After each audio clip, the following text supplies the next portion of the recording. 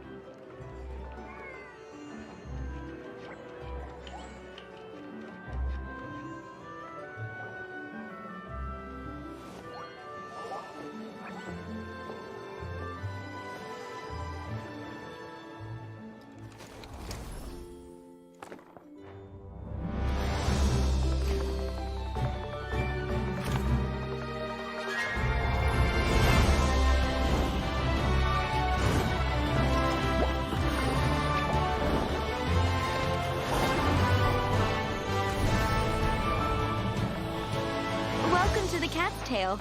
Ah, what a nice surprise. Don't tell me you came to learn Genius Invocation TCG without bringing any cards! It is time to see what you are made of. With Sword comes Shadow. Go as one!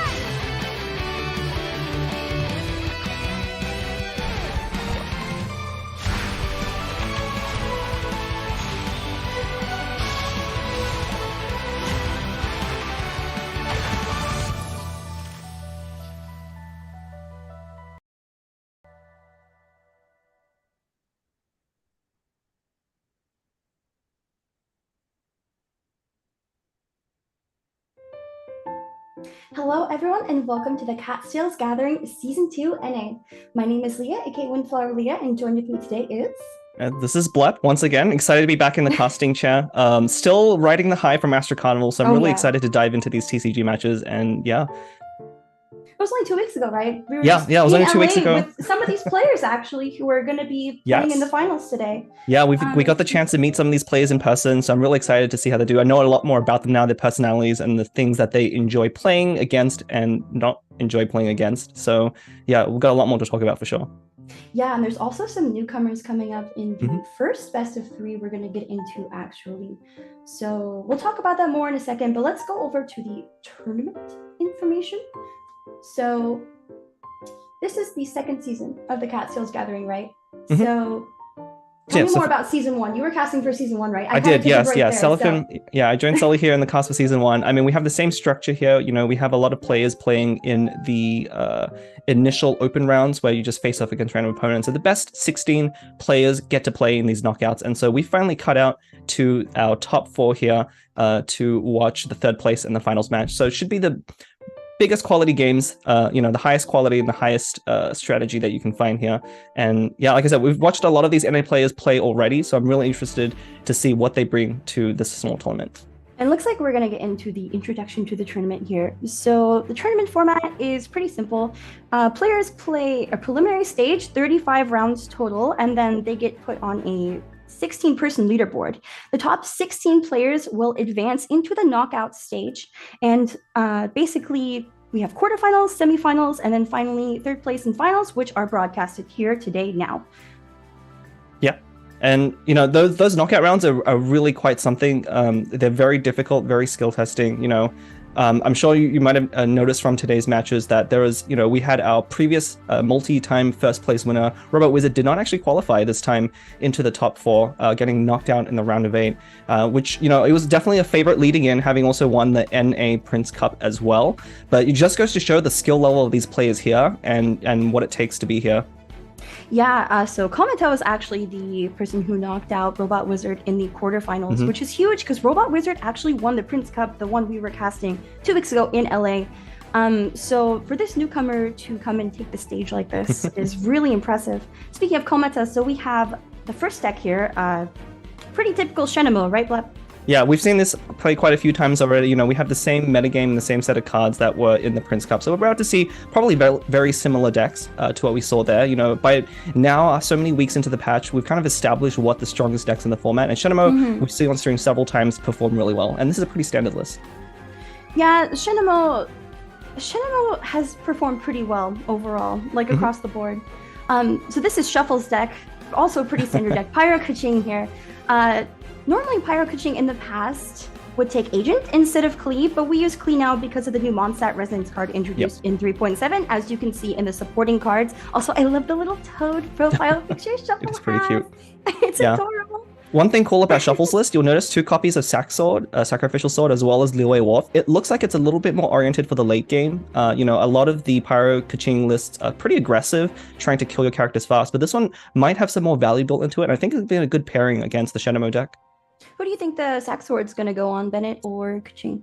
I mean, the good thing is you can go either. I think ideally you do want it on Kaching. The way the Pyro, if you look at some of the games with the Pyro Kaching deck, the way it usually works is you use Bennett or Klee to pile on Pyro damage and then use Kaching as your finisher. And then the Sac Sword gives you a lot of efficiency in those last couple of turns. Also, looks like we're already heading into match 1. So we did see that matchup. It is Shenmue versus Pyro Kaching. Both are very fast decks. We could probably expect this game to end in the first 3 to 4 rounds, right? Definitely. And look at Commoner's hand is actually not very great here. Drawing no ramp cards. Does have 2 fixing, but those 2 Lotus Crypts I don't think are what you want to see first round. So we'll have to say you might have a pretty awkward start, which is not what you want against the Pyro Kaching deck. We'll see the roll of the dice. Yeah, and Bennett start here from Pyro Kaching, pretty typical in this matchup. I think you do want to get the Pyro field out, especially that Bennett talent. You know, we saw a lot of it, a lot of timely draws of Bennett talent in the Pyro Kaching decks in Prince Cup, but definitely if you start with that card, it's very good to play towards it because it has so much potential, both in terms of healing and damage. Interesting. So Cometa's dice rolls are not too good. They are not good. He does good. have double Festus. He does have double Bestus. Yeah, I mean, having to use both Bestus here is going to be really tough. We're probably going to actually see at least one normal attack come out just to save on dice, because again, his cards are not very good.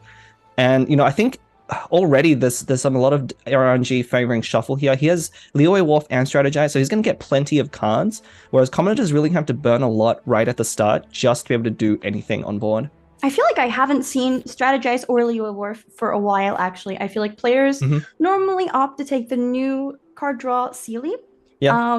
So, I mean, I feel like Strategize could still be pretty good. Instead of waiting for Sealy to get 3 counters, you just instantly play it for 1 dice and you get 2 cards. So, I mean, there's pluses and minuses to taking it. There are. Yeah, but it's a little unusual to see Strategize and Wharf. I feel like they're on a little bit 2 ends on the same spectrum, where Wharf is really what you want in more of the value decks, whereas Strategize can be better in these kind of fast decks that are playing for the quick game.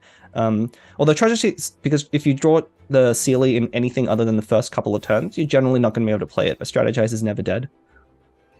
Yeah, we'll see what Kometa does here as we see Shuffle swaps away from Bennett, which is exactly what you want to do against Shenmue. So the goal of Shenmue round 1 is to use Shenmue's skill to apply cryo to your enemy, right? And so if they swap off of that character, then Kometa can no longer swirl the cryo onto the other 2 characters.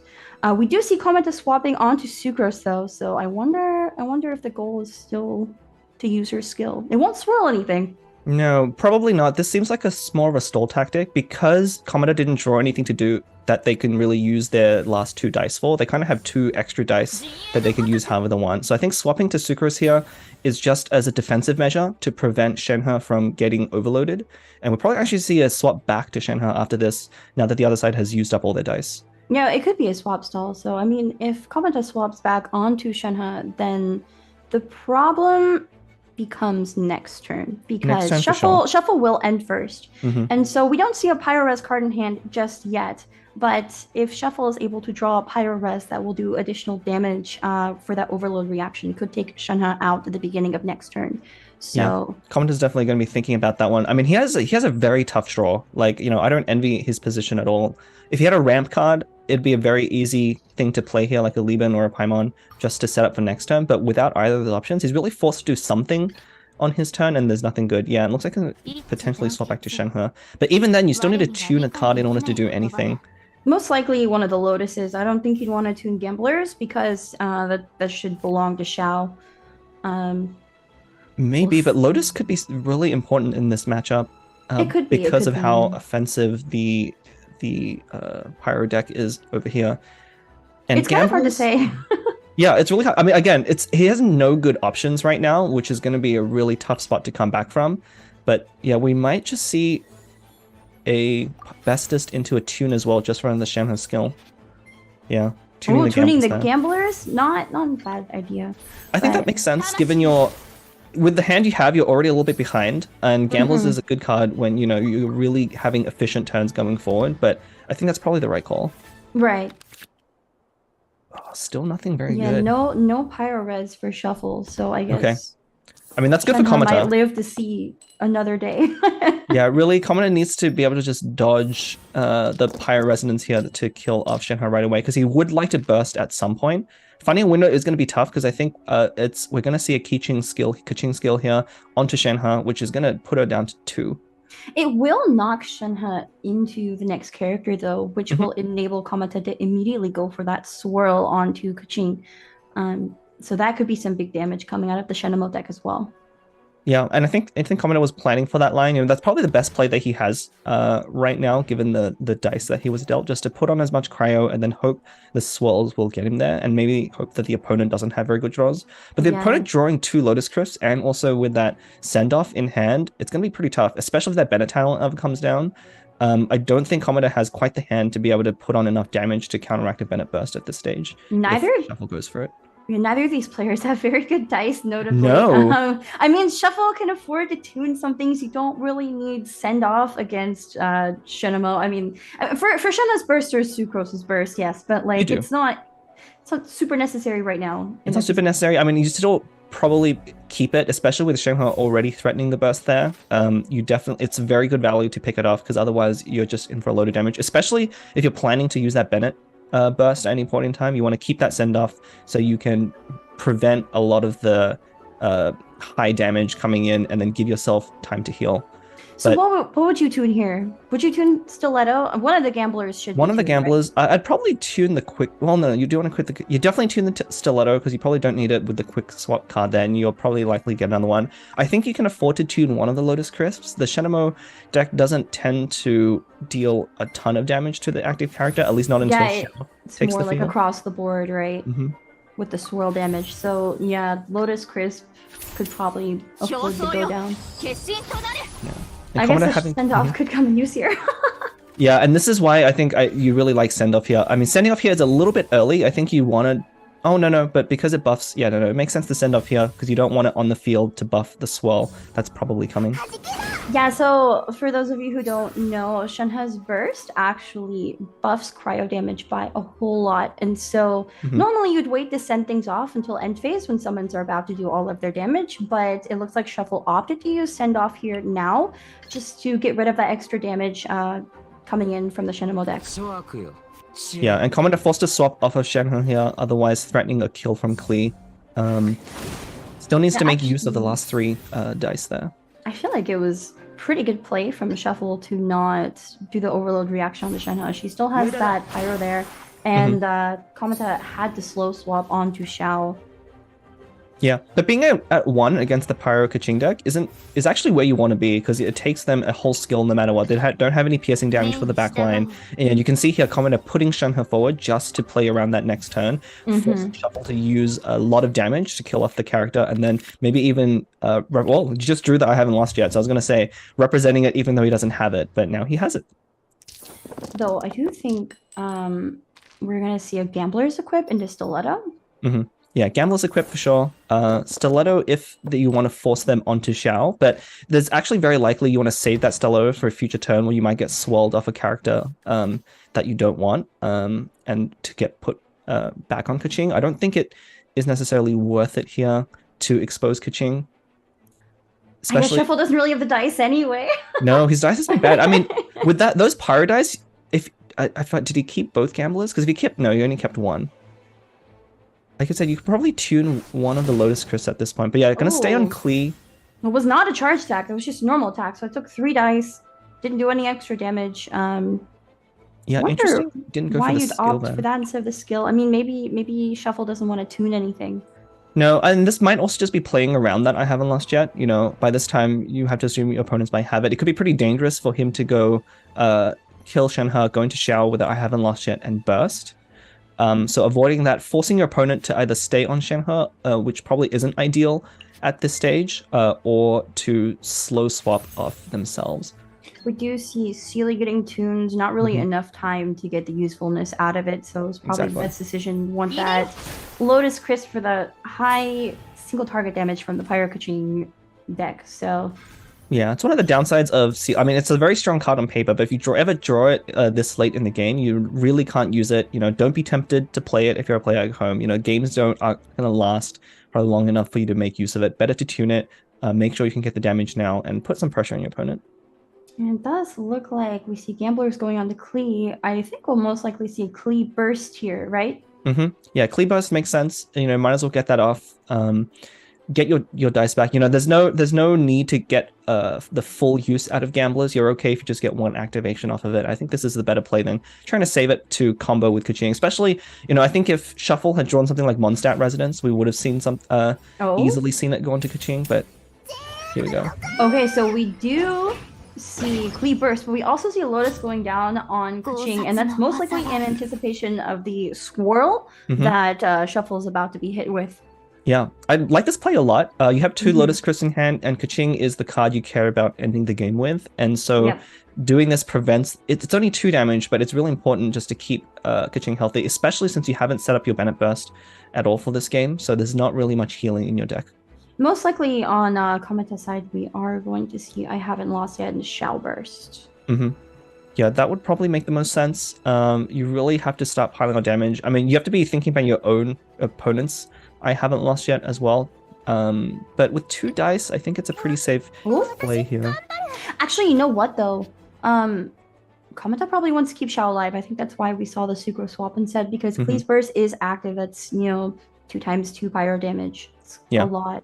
Yeah, and this is still playing around stuff like the Pyro Resonance card, but this is going to swap back onto Xiao anyway after the Klee Burst. I don't know. It seems very hard for Kometa to come back here. He's had such a string of bad dice rolls, and you know his cards haven't been helping. And those 2 Lotus Crisps are still stranded in his hand. I feel like he needs to use one here, because if he loses Sucrose and goes into next round with 2 Lotus Crisps, one of them is going to be dead in his hand, and he doesn't really have. Well, but he does have that I haven't lost yet. Yeah. So the Klee's Burst is going to... It's going to swap off of Sucrose, right? So I wonder... I guess we see the Lotus going down onto Sucrose here, but I wonder if it could have also went down onto Xiao, because we could see Xiao taking a lot of damage here. We could. Luckily... Pyro, Res, Kaching skill. That's my thought. Yeah, I mean, your opponent's on 2 dice, so you'd have to play around basically a Woven or an I haven't lost yet here. But luckily for Kometa, Shuffle doesn't have either of those cards, so he's going to have to end on Bennett and lose 2 dice, which is actually really big here. This is a really critical turn for him. I think if he had managed, it would have been able to use that extra dice, it would have made all the difference. But I think Kometa could stage a comeback here. He'll have to draw pretty well, I think, and roll well next turn, because he doesn't have a lot of cards to tune. Ooh, Woven. Not bad. Do you see Monster Resonance on Shuffle side though? That could be very deadly scary. Yeah, if Kaching gets the kill on Sucrose with Mondstadt Resonance and is allowed to Pyro-Res Overload onto Xiao, I think the game might be over. The only way Kometa could get around this is by preemptively getting that Lotus Crisp onto Xiao before losing Sucrose, but he needs to be thinking about specifically Mondstadt Resonance here. Mondstadt Resonance, both Pyro Wovens haven't been played, and both I haven't lost yet. It's like there's a lot of possibilities on Shuffle side. Of course, we know what Shuffle has, but Kometa does not know.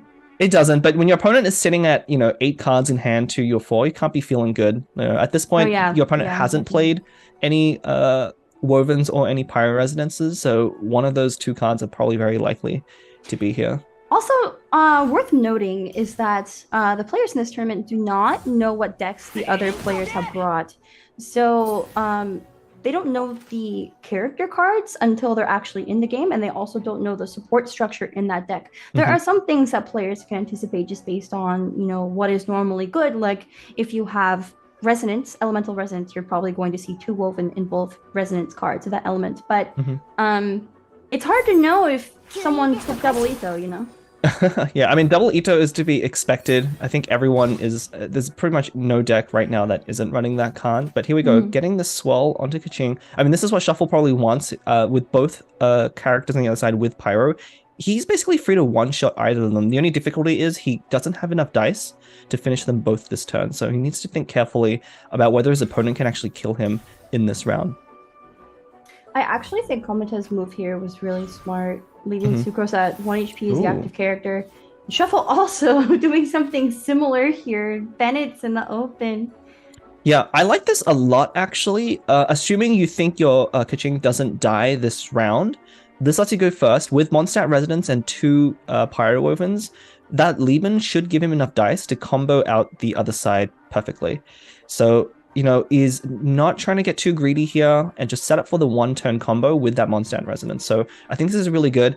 Comet basically has to finish the game this turn, but I don't think he has the resources to do it. So, I mean, I can't see Kaching, above Kaching's head, but does she have a cryo application on her? I believe she should. There was a swell that went on Bennett, so she does have cryo application. But so, again, I mean, there's a Woven into potential Sucrose Burst, right? And then you could normal... attack? Would that be enough? It might be. Would that be enough? I mean, it would be enough at least, I haven't lost yet. Shao Burst next round. Because Sucrose is going to stay the active character. Cleese Burst ran out, so Sucrose won't take any more damage. Yeah, that might be the play here. Yeah, we're definitely going to see a tune of something here. I think Sucrose Burst is the right play here. It does do a lot of... Ooh, tuning it. Don't you... Tuning it? You could have saved it for a normal tag. No.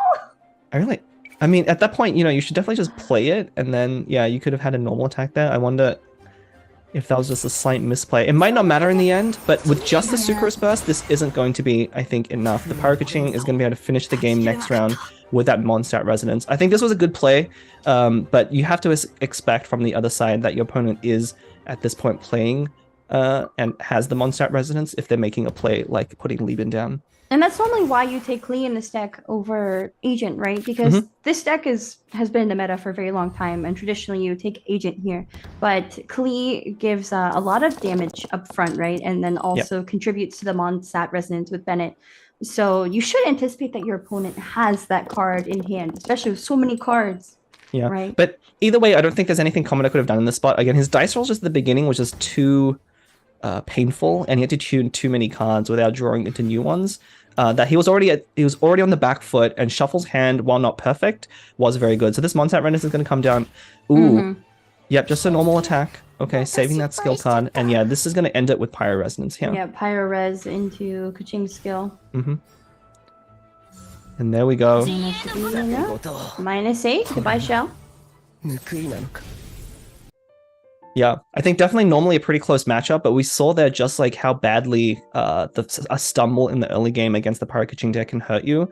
Those dice rolls, have to feel for Komata there. There's nothing you can do about that situation. He did his best to play with the cards and the dice that he was dealt, but it was just too much to overcome the power of the Pyro Kaching deck. Yeah, I mean, I think both players played very well with what they were given, and it's really hard, like you were saying, like when you get bad cards and dice early on, because that was the case for Komata, right? Like it wasn't bad cards or dice; it was both. Really low rolling there. He did the best with what he had, and I think he really showcased his skill with the Shenmue deck. But both players were definitely playing around how each of those decks work. And it looks like we are looking at the next match.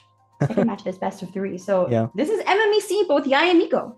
Yeah, this is an interesting one. Definitely one of the unusual deck lists here. I think one of the other choices is that he has a lot of one-ofs in his deck. You'll notice like a single copy of Lucky Dog, a bunch of single location cards. It's an interesting choice. I think it's always been debated whether one-ofs make sense for the deck, or do you want to go for consistency? If you draw the right card in the right matchup and in the right game state, it can actually be very good, and it can surprise your opponents here. So I think Common is definitely playing for the surprise factor here. So it'll be up to Shuffle to see if he can figure out what is good and makes this deck tick and play against it. Also noticeably, Kometa took Yaemiko instead of Fischl. Fischl is normally taken in MMEC, and Yaemiko doesn't have the initial Electro application that Oz does, so I actually feel like Yaemiko is the worst pick in that deck, but we'll see. As for Shuffle's deck, this is NEC, Nahida Electro Charge. Another variant of MMEC, except it's Rainbow, it's with Dendro instead of a second Hydro. Very standard deck list here, I would say, except... I see no ceiling. There's one strategist card. Is that the only card draw? No, there's one strategist. There's Lieben. Yeah, but definitely Rana is an interesting choice here. You see Rana a lot more in the Quicken decks, which have a more consistent swap between characters and elemental cards. I'm interested to see how it plays in the Nahida Electrocharged one, because depending on your dice rolls, sometimes you don't want, like, you're forced to switch from, say, Oceanid to Nahida or Fischl, depending on how your dice goes, but Rana will force you to switch in a certain direction. So it kind of locks the deck in a little bit more into its rotations, but if your dice, go along with you, then it can be a really powerful choice. I guess we can see what will be better between these two decks. Yeah. In terms of NEC, it does a lot of damage up front. Like, it's a very fast deck.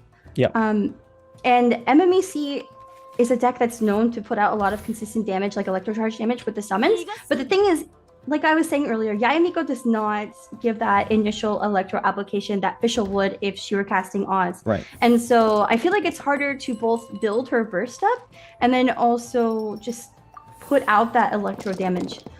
Because the only time you're going to be applying Electro is either if you use a normal attack on Yae, which might not be, very efficient, or if you're summoning her skill. So, well, we've typically seen Yaemiko in quicker decks where you're right, the second activation doesn't tend to come out because it's not playing for the long game. But one thing I do like about this choice is in the double Hydro deck, you are running a lot more healing cards. You are playing for the longer game. So we're very likely to see Yaemiko not only use the skill, but follow up with a second skill activation in order to extend the duration, basically for the whole game.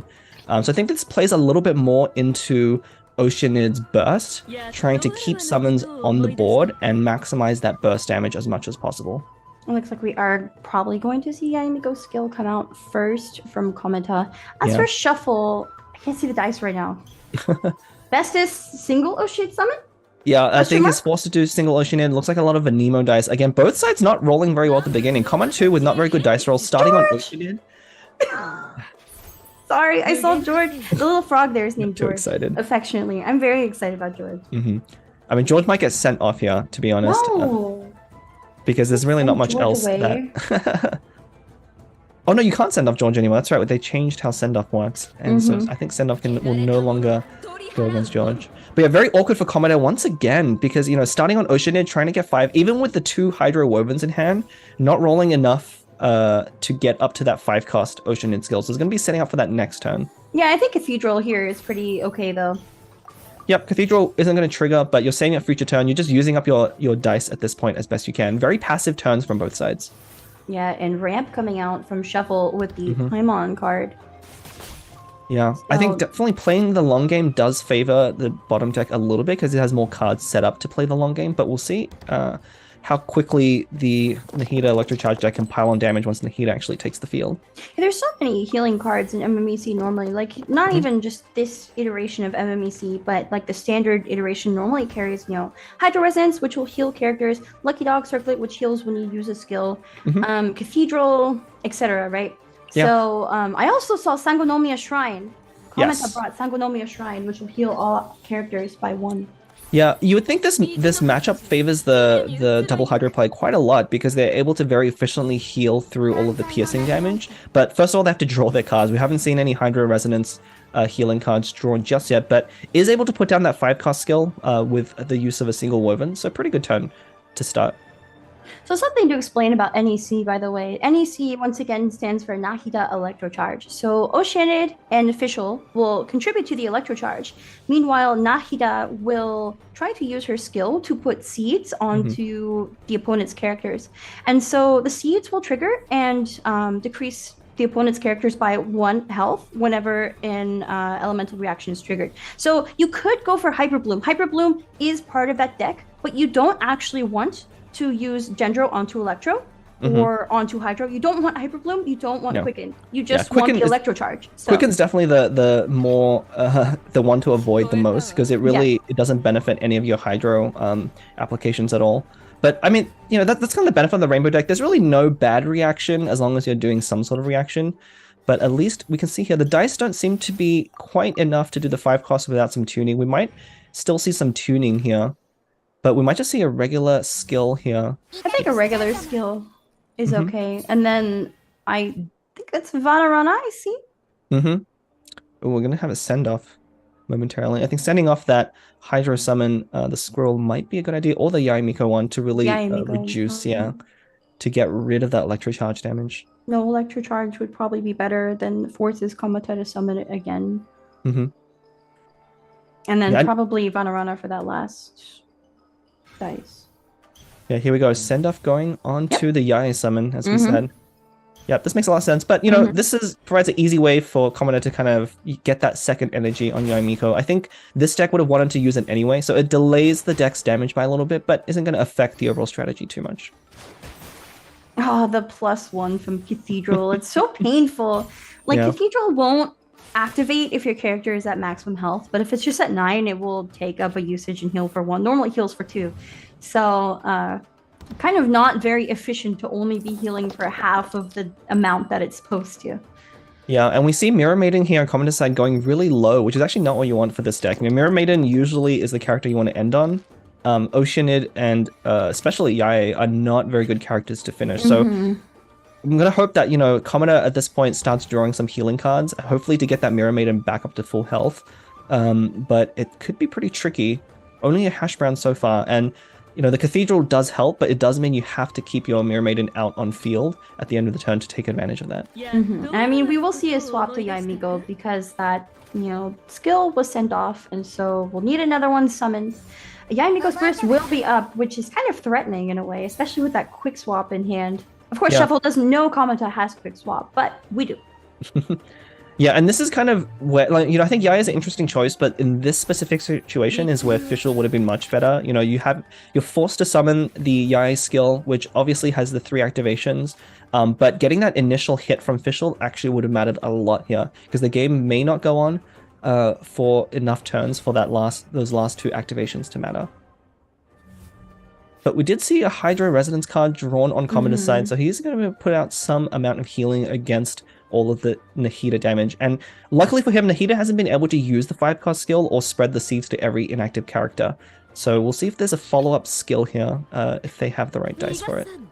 Honestly, I wouldn't be surprised if we see Mushroom Pizza go on to Maiden instead of Hash Brown, because, you know, that'll heal over time, and probably Maiden's not going to be the active character for a while. Yeah, definitely want Mushroom Pizza in the spot. And I think we're about to see a double summon from Shuffle. Yes. Another George. Victorious. Another George. Oh, also, so Nahida's Burst is up, but also Shuffle sitting on Calix's art. So, I mean, we could see an Ocean Burst come out at some point. Yeah. I mean, if he can snipe off Nahida before she bursts, or Fischl even, that could actually reduce the damage by quite a lot from the opposing deck. So we might be seeing the setup for that next turn. Frog there, a very good card there to prevent damage, but yeah, we probably will see a Hydro Resonance card healing and then a Mushroom Pizza to end the turn. But Shuffle will get to go first, which is a pretty big deal. Komata is also sitting on Calix's art if he wants to do something similar. Yeah, we might see another send-off coming into play. Another send-off, yeah, getting rid of that Fischl summon. Oh no. Nope, Squirrel. Well, I mean, Fischl summon only has 1 more usage. And Electro's already on Oceanid, so it doesn't really make much of a difference to get rid of Oz, because, like, there's still going to be Electrocharge no matter what happens. Yeah, this is definitely a better play here. You know, making sure to minimize the the elemental application as much as possible. Oh, we're going to see a Woven into Hydro. No, Pizza. Oh, it's for Pizza. See, gotta get It's a very costly pizza. I don't know if I'd want to pay that much for the pizza. If it's good, you know, maybe it tasted really good. Maybe. It better be hot. Why would pizza not be? I don't know. It took so... How long is it... Cold mushroom pizza? I mean, how long has it been sitting in Comeda's hand right now? Wow. How long has it been holding maybe onto that it's pizza? like a, you know, like one of those warmers that keeps it all nice and toasty. So Comeda's drawn a bunch of food. That Lotus Crisp just now is going to be pretty big if he can get it to tank either an Oceanid or an Nahida Burst here.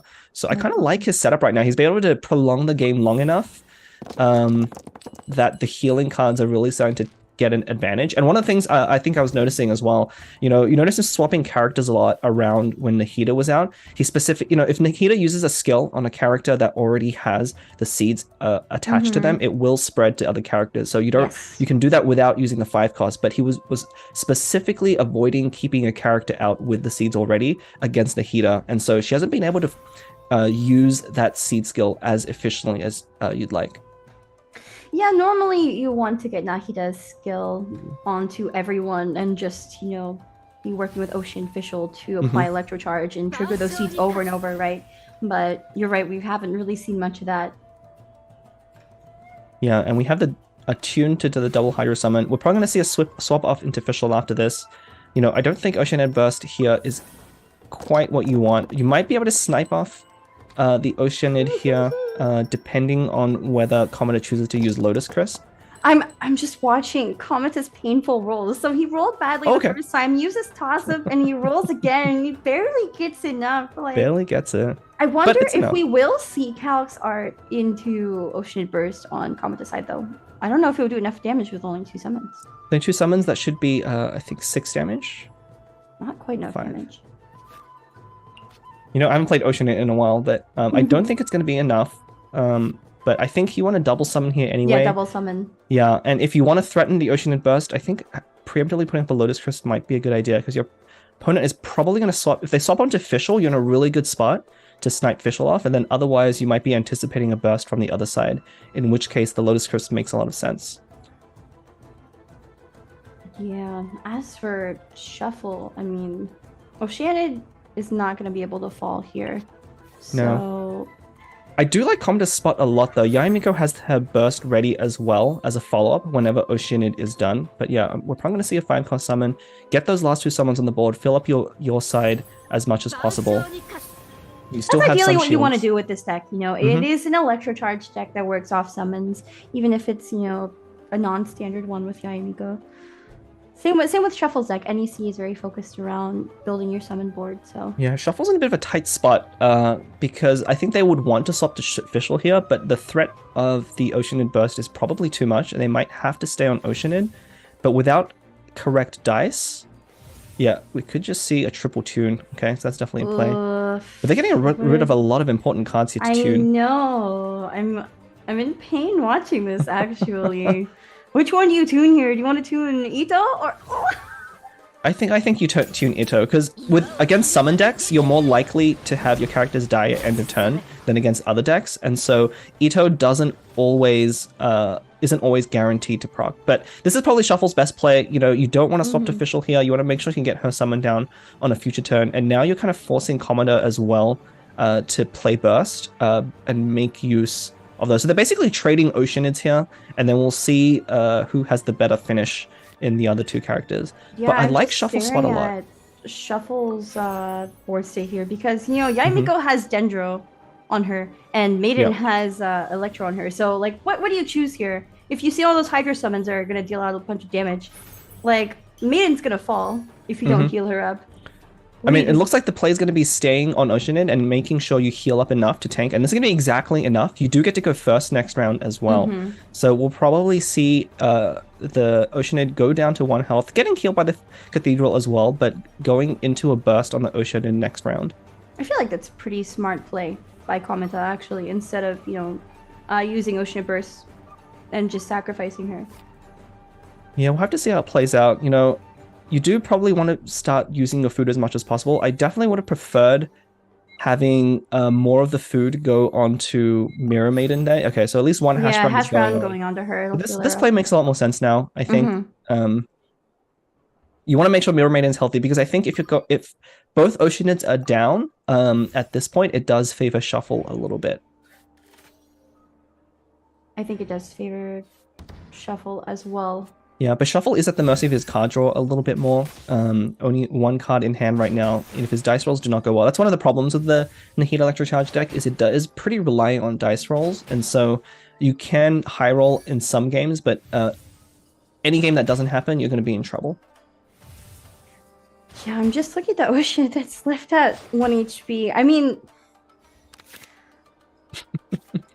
So what would you do here? I feel like you would stay on Oceanid and just kind of sacrifice her and go for another summon. I mean, Oceanid Burst here isn't going to... It's not who you want to target. It might actually... So because Commodore has that fast swap, we might actually see a slow swap onto either Yae or a different character. Because Oceanid by themselves on the other side is not threatening. They can't do any damage outright outside of a normal attack.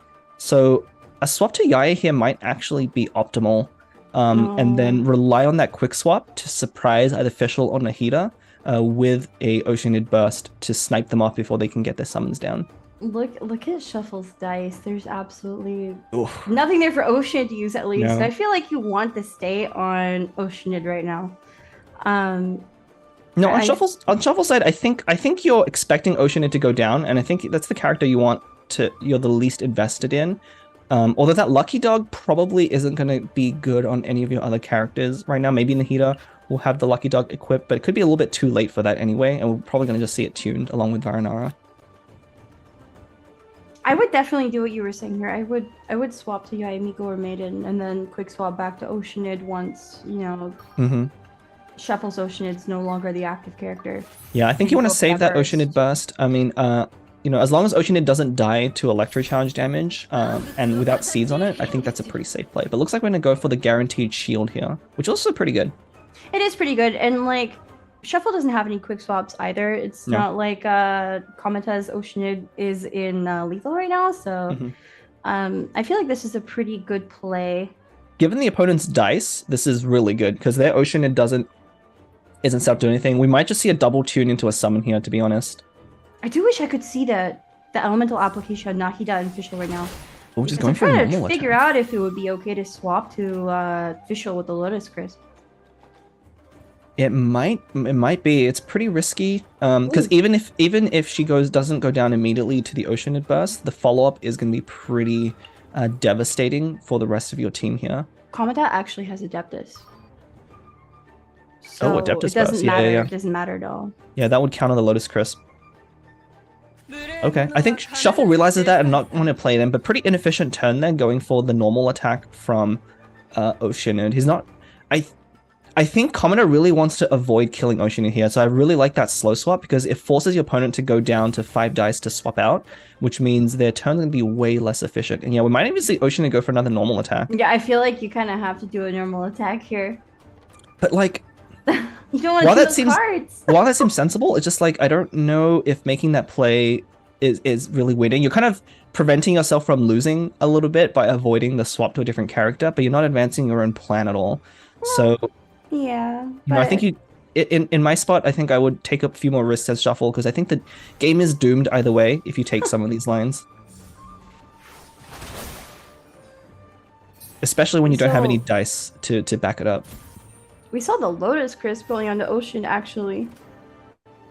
Yeah, really trying to defend that Oceanid. We might actually just see a Yae Burst here at the end of turn, which could be pretty powerful. Yeah, we're definitely not going to see that quick swap back on the Ocean for her burst. I think you're right. There's definitely also the option here of just passing with Lieben and letting that Lotus Crisp go to waste. That would have been also acceptable. So we'll see. Although, if he intended to make that line, he would have had to use a different dice to do that swap. And yeah, we're just going to see a tune of Lieben here and probably a burst. Mm-hmm. And this will cause Oceanid to fall. Even through the Lotus Crisp here. And I mean, that Oceanid Burst is pretty threatening on Komata's side. But so the thing is, Shuffle ended first, right? Shuffle's already ended. And so Yaemiko has Gendro on her, but there are currently 2 summons on Shuffle's board, so there will be Hydro application on Yaemiko. Yeah, I mean, Ocean's gonna be 1 HP. I'm just trying to think of like a way to, not take that Oceanid Burst, right? I don't think you can avoid it. Yeah, I mean the Oceanid Burst has been setting up there for too long. You know, that's I think one of the things has come to become relevant is Commoner avoiding getting that seed spread onto Oceanid for so long is really starting to matter here. You know, because we can see how an extra 1 or 2 damage here could have changed the course of this game pretty drastically.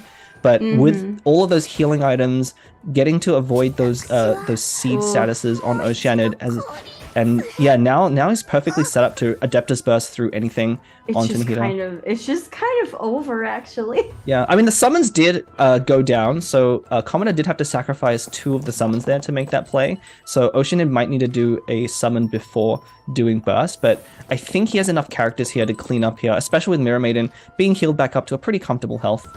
Yeah, with how low Nahida is, I don't even think you necessarily need for Oceanid to burst at this point. I feel like you just kind of sneeze on her, you know? Yeah, and Shuffle's dice are just not good enough, I think, to recover here, only rolling 3 Dendro. So even if he wanted to mount some kind of comeback with Nahida, not going to be possible. We're probably just going to see a Lucky Dog into a skill, just to make use of his dice the best he can.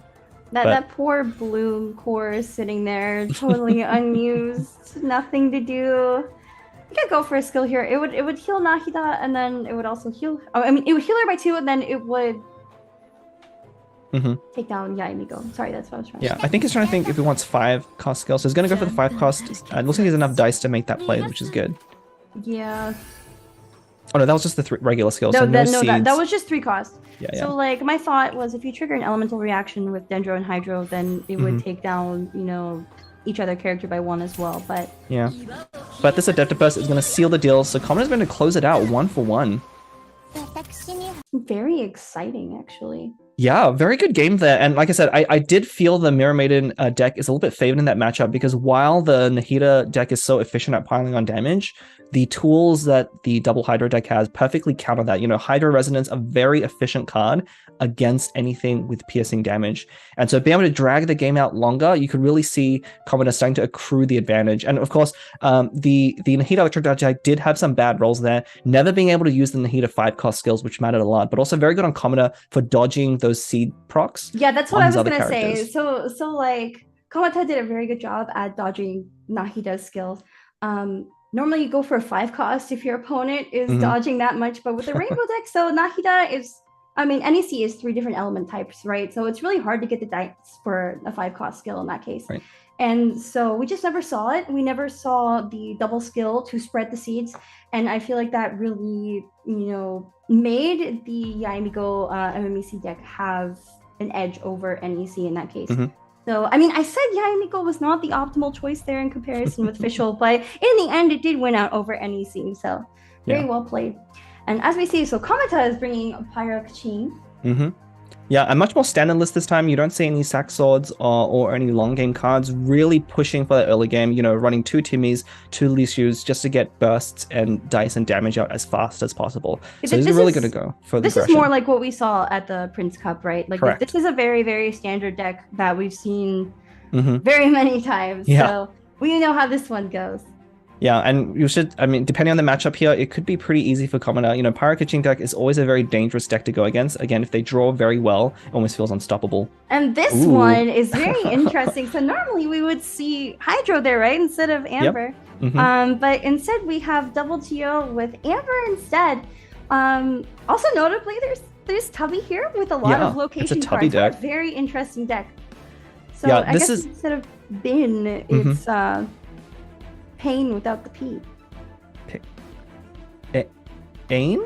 Ain. Ain? Yeah, Amber. Oh my god. Ito, Noel, Ain. So it's pain without the P. These acronyms are gonna kill me slower than these Stol decks are. Because normally it's Bin. It's Barbara, Ito, Noel, Bin, right? so it's. I didn't come up with that name. I'm gonna claim on stream. I'm gonna claim the person as naming Bin, but it's kind of got a life of its own. But yeah, Amber's definitely an interesting choice. You know, the only thing that matters is you pick a Mondstadt character in order to have that Mondstadt resonance in that 3rd slot. So Amber's basically a more aggressive choice, I think, than Barbara. You get less healing, but you have that explosive Baron Bunny there to do extra pyro damage. Yeah, normally in Bin, so Barbara, Ito, Noel, you're going for a lot of stall until Ito's kind of set up to do his job and sweep the board. In this case, it's like you said, there is a lot more damage output from Amber, and you kind of miss out on those heals that Barbara would have. Also, the cleansing. Yes. There's also the cleansing that you miss, yeah. So yeah. That's actually huge against the Pyro Kaching deck. One of the big struggles it has is against matchups against Barbara or Kokomi because it's so powerful to have that cleanse. When used correctly, for a lot of the time, if you're a new player, that self-hydro application can feel like a downside.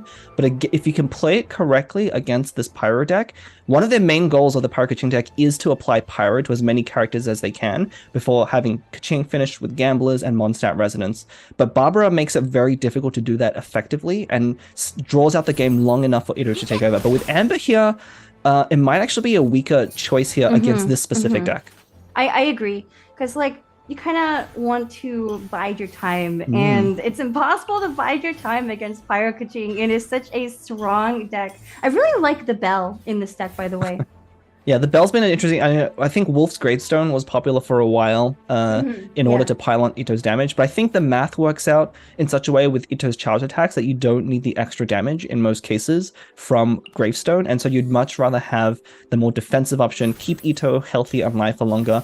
But I think Shuffle drawing Tubby here with 2 good location cards in hand is going to be pretty significant. They're going to start drawing a lot of extra cards, and one of the great things about a Tubby Liwei War start is it just draws you into more location cards for Tubby. Yeah. So for those of you who don't see Tubby that often, Tubby costs 2 to play, and then basically you get a free location card every turn.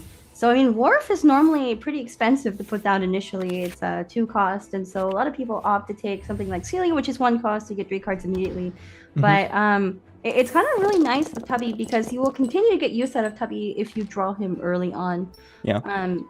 So yeah, Wolf is pretty high roll for Shuffle. It is, yeah, and Wolf is definitely the most efficient card draw spell out there, but costing 2 and 1 is actually a huge difference, so you don't see many decks running, but it's perfect for this stall strategy, and wow, Tinchkaku and Shimmer's second Leo Wolf.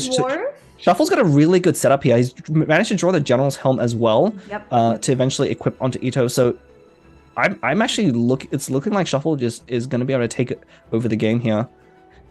I think Commodore might need to draw Bennett Talon, although there's not a lot of damage that comes out of the other deck, so you may not need to rely on the additional damage that the Bennett Talon gives you here.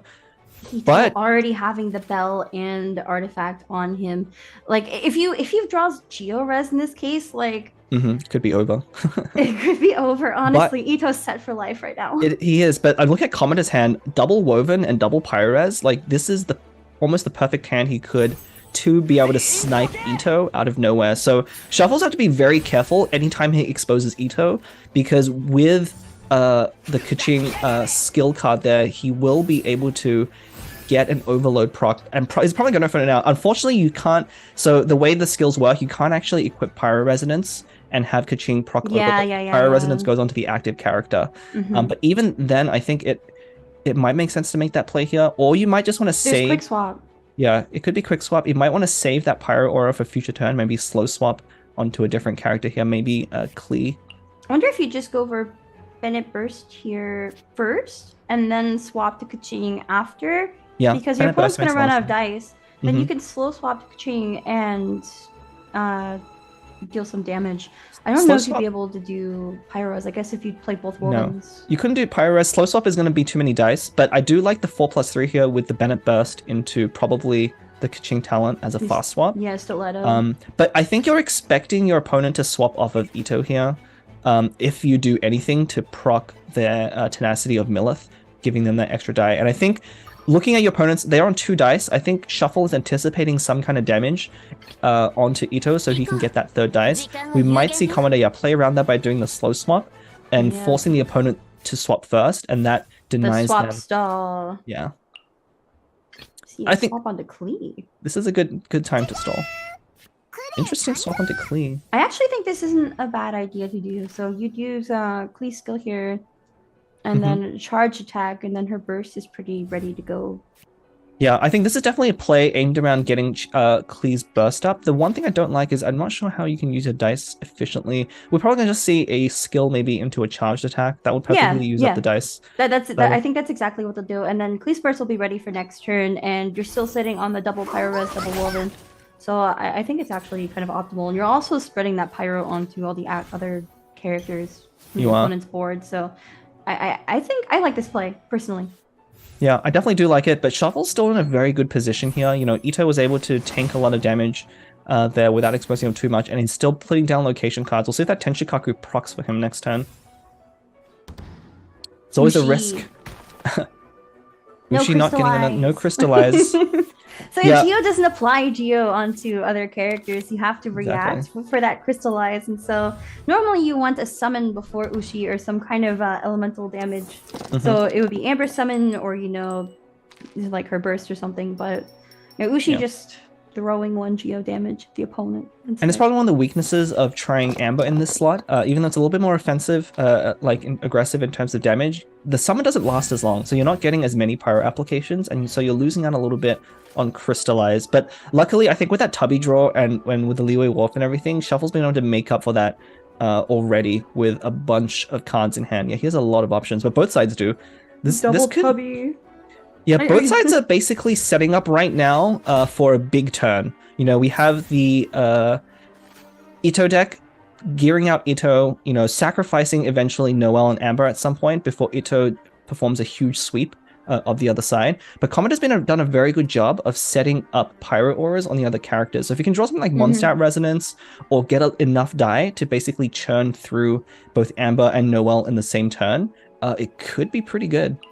Unfortunately, didn't draw Bennett's talent, so I don't think we're going to see Bennett burst this turn, but I think we will see a Klee burst, and then probably a lot of Kaching coming out, right?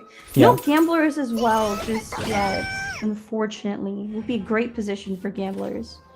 It would be for either side, really. Neither side have drawn a Gamblers yet. But Klee burst is going to be pretty good at dealing with especially that Lotus Crisp in hand to try and protect a character from that additional damage. But yeah, the burst comes down. Noelle shields, and then she loses it right away. I guess it's kind of handy for soaking up the damage from Klee's burst. You're not really gaining too much from it because Noelle already has Pyro on her. So Exactly. Yeah, this is good. You know, there's all your characters outside of Ito in these decks tend to be expendable. I think Cometer's plan right now is to just get as much damage as he can and maybe hopefully draw into a Gambler's or the Bennett talent by the time he decides to execute the plan for the turn. Yeah, you stiletto here.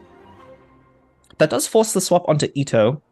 Which is fine. Which is fine. Your opponent does have 3 dice, so you are risking, you know, him being able to put down another Ushi or get another energy up on Ito. And we'll probably see a normal attack out of Ito here. I think Kaching is nice and healthy. And then, like, you know, Comet that does have the Lotus Crisp. And there is also the I haven't lost yet. I don't know. I feel like Comet's position is actually really good here.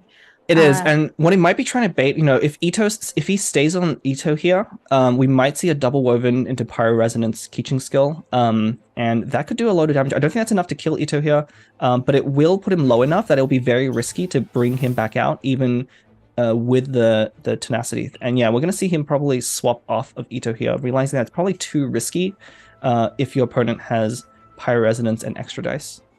But you don't have to play around. You're playing around a lot. So I think we see a normal attack and then a swap, right? Swap back to Amber after the attack. And then, you know, those shields are gonna soak up the rest of Klee's burst. Is actually perfect. Yeah, you know, the bell's on there.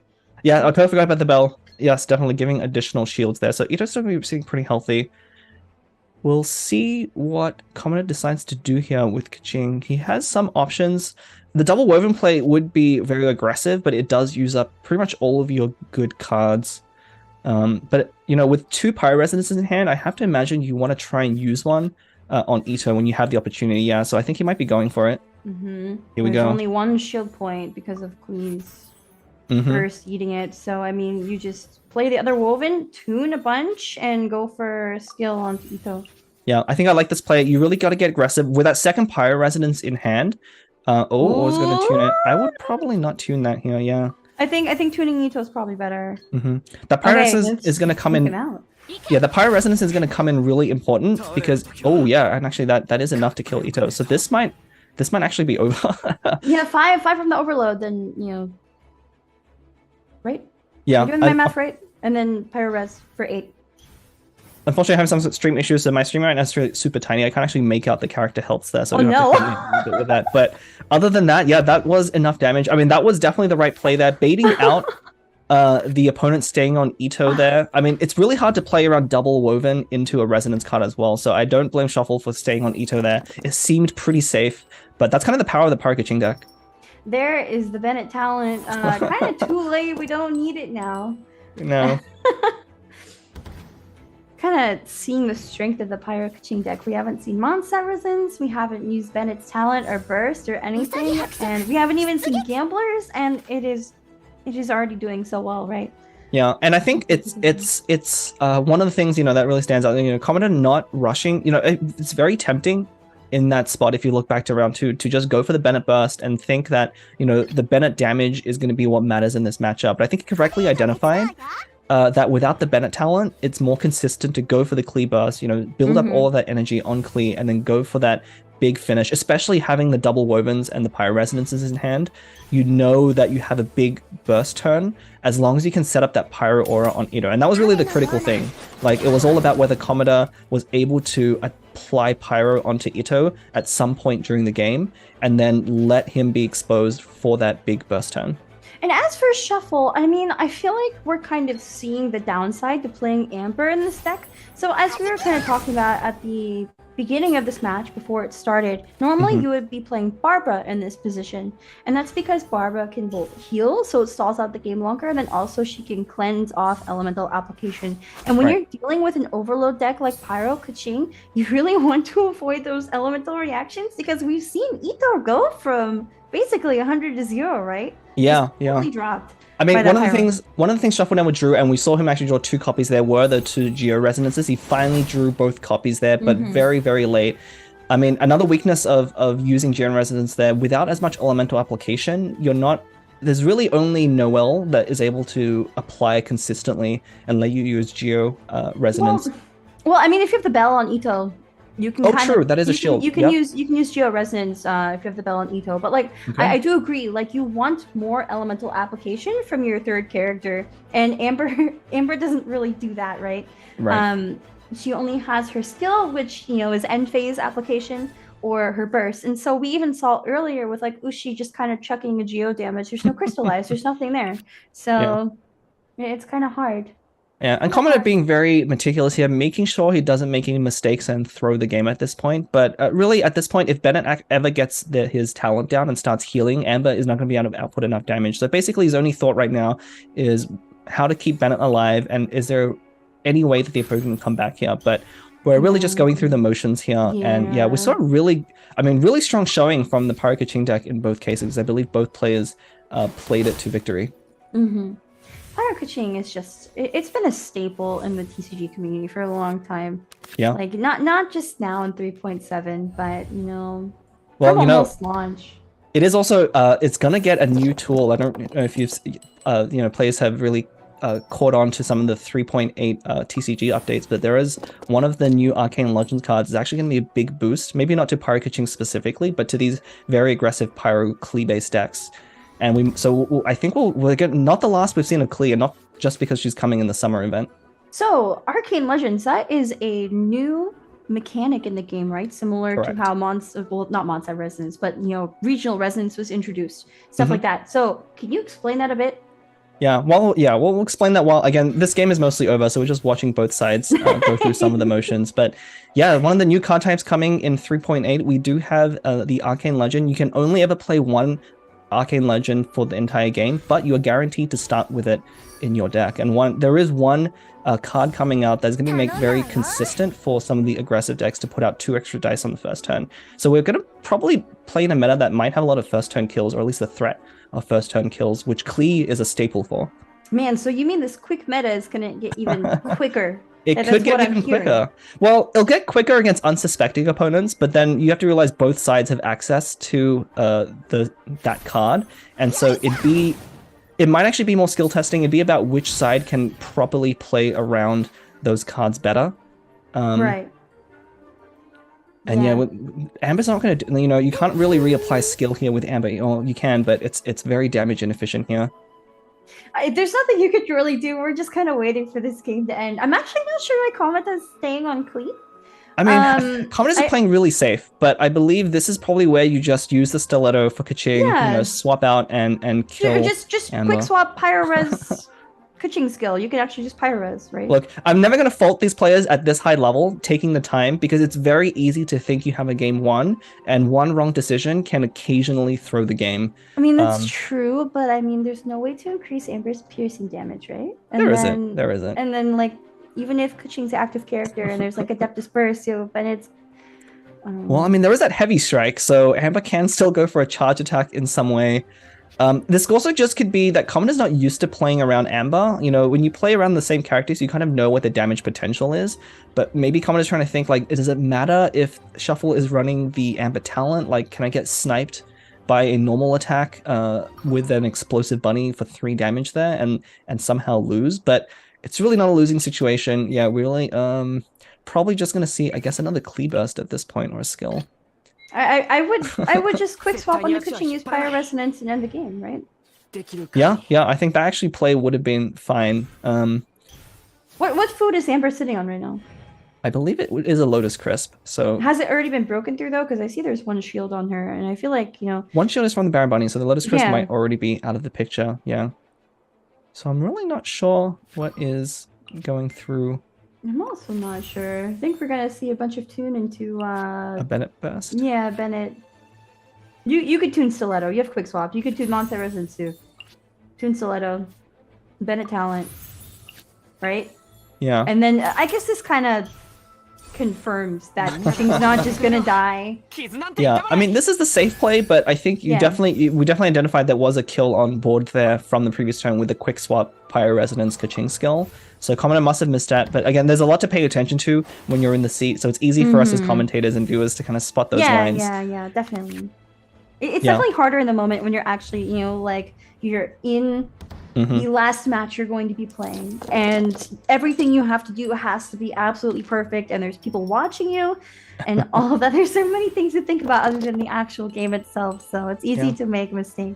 Well, it's possible they would have come back if Commoner had really had dice roll to stone cold nothing, but he's got enough dice rolls, so the game should be over this round. Look at that tandoori chicken for the +2 damage. Yeah, I'm gonna see a big finish turn here, a little bit delayed maybe by an entire turn, but you know, we'll let the players have the spotlight for a little bit longer. I don't even know, like, Bennett burst, tandoori chicken, pyro res, overload, quick swap. No, just Kaching burst. Like, what do you do here? You really could do anything, you know. I mean, props to Shuffle for staying alive as long as possible. You know, you're hoping here that your opponent is gonna make some kind of really big blunder and just somehow not ever kill you, but you know, with that Bennett burst there, like, I don't think Amber can even outrace a Bennett burst. Wait, I think it's literally impossible. What's going on? I'm not sure. Is this like playing with your food? Is this like when a cat plays with its prey and just like poor Amber? What's happening? What's going on? I mean, Amber finally makes it onto stream in GITCG, and this is what we have to watch. It's actually really unfortunate. Having to resummon Byron Bunny is really the only play. Quick swap, Pyromes. Yeah, 30. Go. No, come on. Oh. At this point, I don't know. Maybe it's. Okay, I think we're gonna finally get the game ending here. Swap. As long as you don't misclick any buttons here. Swap. Okay. Pyros. Does it even need it? I guess Yeah, you do need it. It's only 5 damage without it. Okay. Pyros. Two. And then Skiller Burst. Yeah. Oh my god. This almost reminds me of like, it sounds like you're looking over the shoulder of one of the people from, oh, they even took a screenshot. Okay. Well, okay, that game finally ended, but congratulations to Commoner for taking it 2-1 with a pretty strong scoring from Pyro Kaching, you know, the winning deck from both players, and then that Ocean and Mirror matchup, definitely, I think the deck choice favored the double Hydro there. Yeah, so this was the 3rd place match, so a big congratulations once again. So between the prize pools between 3rd place and 4th place, 3rd place takes home 300 USD and 4th place will take home 100. So that is a pretty big difference. And Yeah, then I guess we're about to go into the final match for first place. That's 1,600. So the stakes are much higher there. I'm really much higher. excited to see how that plays out. Yeah, and if you're playing for $200 where your game actions, any slip up can cost you that much, definitely take the time to think through your plays, and make sure you have the right lines. But yeah, definitely very, that game was very much over from quite a while ago, but we got to see the Paragaching deck in full action there. I really love watching Pirate Kaching. I feel like it's such a dynamic deck, especially, when Hmm. Mondstadt Resonance does come into play with gamblers. It's just like boom, boom, boom, boom, very fast. Yeah, And like I think, they had that game down. And it was okay to like take your time in that case. You still had the win. You had the Pyro you had Resonance it. quick Yeah. swap in hand. So it was very entertaining to watch at the end, actually. Yeah, I mean, that kill on Ito was definitely huge, so very well calculated. I think Commoner played the game in such a way to set that up for himself, but definitely starting with double wovens and both Pyre Resonances, a really strong opening hand, because you can take your whole game plan around that, and your opponent really has to be expecting that. But there's just too many cards sometimes to play around in the Paracaching deck. Yeah. I feel like we also saw a lot of variation today in comparison to when we were casting for the Prince Cup, right? Hmm. So, I mean, Pyro Kaching, we've seen that a lot. NEC, we've seen that a lot. But for the Double Geo Amber deck, and then Yeah. also the MMEC iteration with Yaimiko instead, those are two decks that we haven't actually had the privilege to watch yet. So, Hmm. it was very interesting seeing them in play. Yeah, and definitely, if Shuffle had brought the most, I guess, standard variant with Barbara in that slot, I think it would have been a very different matchup. That would have favored him immensely. But, these are blind picks. There are no deck bans for either of these players. And so sometimes, there's an extra layer of randomness there that if you get a bad pairing against a specific deck, then sometimes it just won't go your way. Yeah, you don't really know what you're going to be going against, unlike Mhm. the Astro Carnival Prince Cup tournaments where players have to submit decks and then there's an open deck list and players are allowed to review them and then ban them leading up to the tournament. With the Cat's Tails Gathering, players will just have decks. They have to be unique decks, and the opponent won't know what they're bringing and they won't know what's in their deck. They won't know Mhm. anything about them. So, I mean, that's why we see a lot of players taking send off in this case, as opposed to with the Prince Cup, there wasn't a whole lot of send off because it's like Yeah. you can take it against summons, but if you just ban the deck that has summons, you want to deal with it. You don't need to take the send off. You could just build around the core of your deck instead of building around what you could be potentially seeing. In Hmm. this case, it's kind of interesting and different because like they have to anticipate for things that they don't know if they're going to show up or not. You're just kind Yeah. of picking a deck and hoping it works, right? Yeah, and So that's kind of like a really good decision to bring Pyro to something like this, is because if opponents are running send off, it's one of the few decks right now in the metagame where like you're really immune to send off, right? There's nothing on your side to send off. You can really leave your opponent with a stranded card in hand if they're trying to play around the more popular summon based decks that are out there. So I think it's a very solid choice. We probably haven't seen the last of it. I believe a lot of our players here brought Pyro, so we might see it once again in the finals. yeah, and I think for now, we should be heading off to break very Hmm. shortly. There'll be a 10-minute break before we get into our final best of three. So Yeah, don't go anywhere. you don't go anywhere. We'll be back. Maybe.